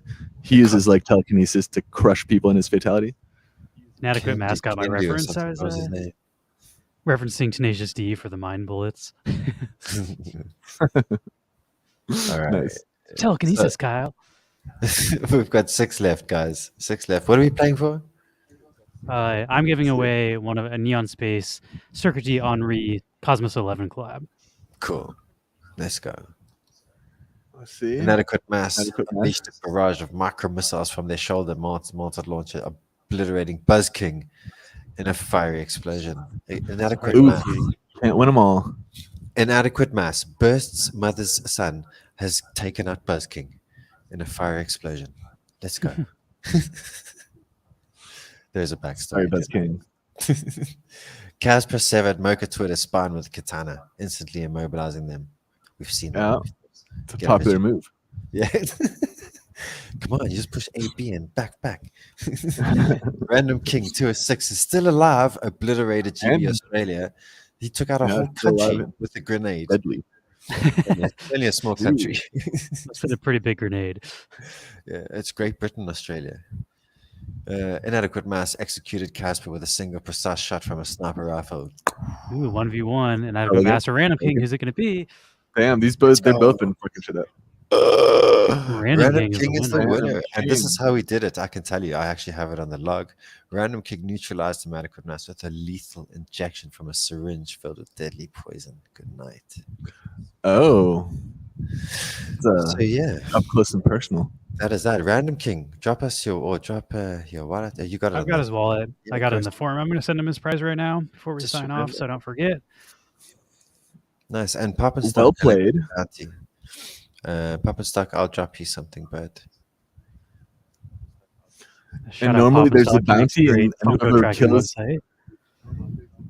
the person who's the bounty on gets like an additional thing. Is that how it works? On so Brawl what Day? should no, on Brawl Day, no, they don't get it. They just get a prize. So they'll get Oh, like okay. the same. Actually, no, I haven't been giving the same prize. I've been giving different prizes. So something different to what the 4th to 10th get. The 4th to 10th will get the same prize, like a standard pack from Univertrix. So Univertrix sponsored the first. This was the first Rumble Club. We didn't know what we were going to do with it. So Univertrix sponsored it with prizes. So we got the winners get a premium pack, and then all the rest get a standard pack for each one, and then we get the wax on top. When I say all the rest, I mean the top 10. Sorry, not all the rest. Nice. All right, well, I Yeah. believe this prize is sent. So congrats to Random King. Still signing the transaction. Now it should be sent. And I think that's going to conclude our stream. We've been going for a while. It's late for Agent K. We appreciate him hanging out late night. But you guys are streaming And on his tomorrow, right? birthday. Yeah, that's my Yeah, birthday. happy I'm gonna go birthday play. again. I'm gonna go play Tarkov now. Thanks very much. Yeah, I'm streaming tomorrow, and I'm streaming on Sunday. So tomorrow at 7:30 p.m. UTC, and the following day at 8 p.m. UTC. Yeah, it's gonna Oops, be. Nice. I didn't mean the search Busy. there. busy all weekend. It will be sports bet with EOS. Sports bet with EOS. What do you mean? I can do a better. Oh, what? Nice one, Puff and Stark. Sports bet with EOS. Thanks for hanging out, everybody. And yeah, check out, if you're not already following Non-Fungible Lottery, if you want to see the battles tomorrow, check them out there. And if you weren't able to buy one of the fighting characters, they're on the aftermarket. But if not, you can check it out. Next Wednesday, there will be a new drop, and then you can get the next week's battle. And let me post if you want to get in a battle tomorrow, you need to get Charlie. Don't get the other guys off the market. Get Charlie. There is a bigger battle, but it's out of 406. Charlie's out of 100. That's it. I see. Yeah. Okay, guys. And, thanks very much. Yeah. Hell let me yeah. figure out who we're rating into, too. And Oh, yeah. I guess for Neon Space, if y'all are interested, next time we stream is on Tuesday, and that's when we do the tech talk that we were talking about earlier, where Max shares his genius on tokenomics and whatnot. Cool. If you have specific questions, definitely bring them. But otherwise, we'll look at the market, take a look at what the sentiment is, and then change our 100 wax position around to kind of fit the sentiment for the coming week. And then, of course, dive into protocols that people are interested in. Personally, I really like crazy DeFi shit on like Ethereum, but I haven't really covered that a lot lately, just because most of the audience isn't trying to do DeFi stuff on Ethereum. Yeah. Yeah, it's someone wants to know how to do things. If you want to know how to cover options on the blockchain or something, we could talk about that too. It's really fucking cool. Nice. We also take questions, so whatever people want to learn, we're happy to answer questions live. Or if you're not able to make it, you can ask them in our Discord, and then we can cover it on stream. So even if you're not able to make the stream, if you have something you want to cover, we'll go over it. Just hit us up on Discord. I posted the link there. But we're gonna raid into CS Soli. I guess he is at San Diego Comic-Con right now, so you can see what Comic-Con looks like. And cool. Have a good weekend, everybody. Happy birthday, Ryan, and we'll see you all next week. Thanks, guys. Peace out. Infinity mirrors. See you. Happy birthday. Have a good day still. Nice one, bro. Cheers. See you. Are you playing your song? We should, right? You should. We gotta make like a song to start out.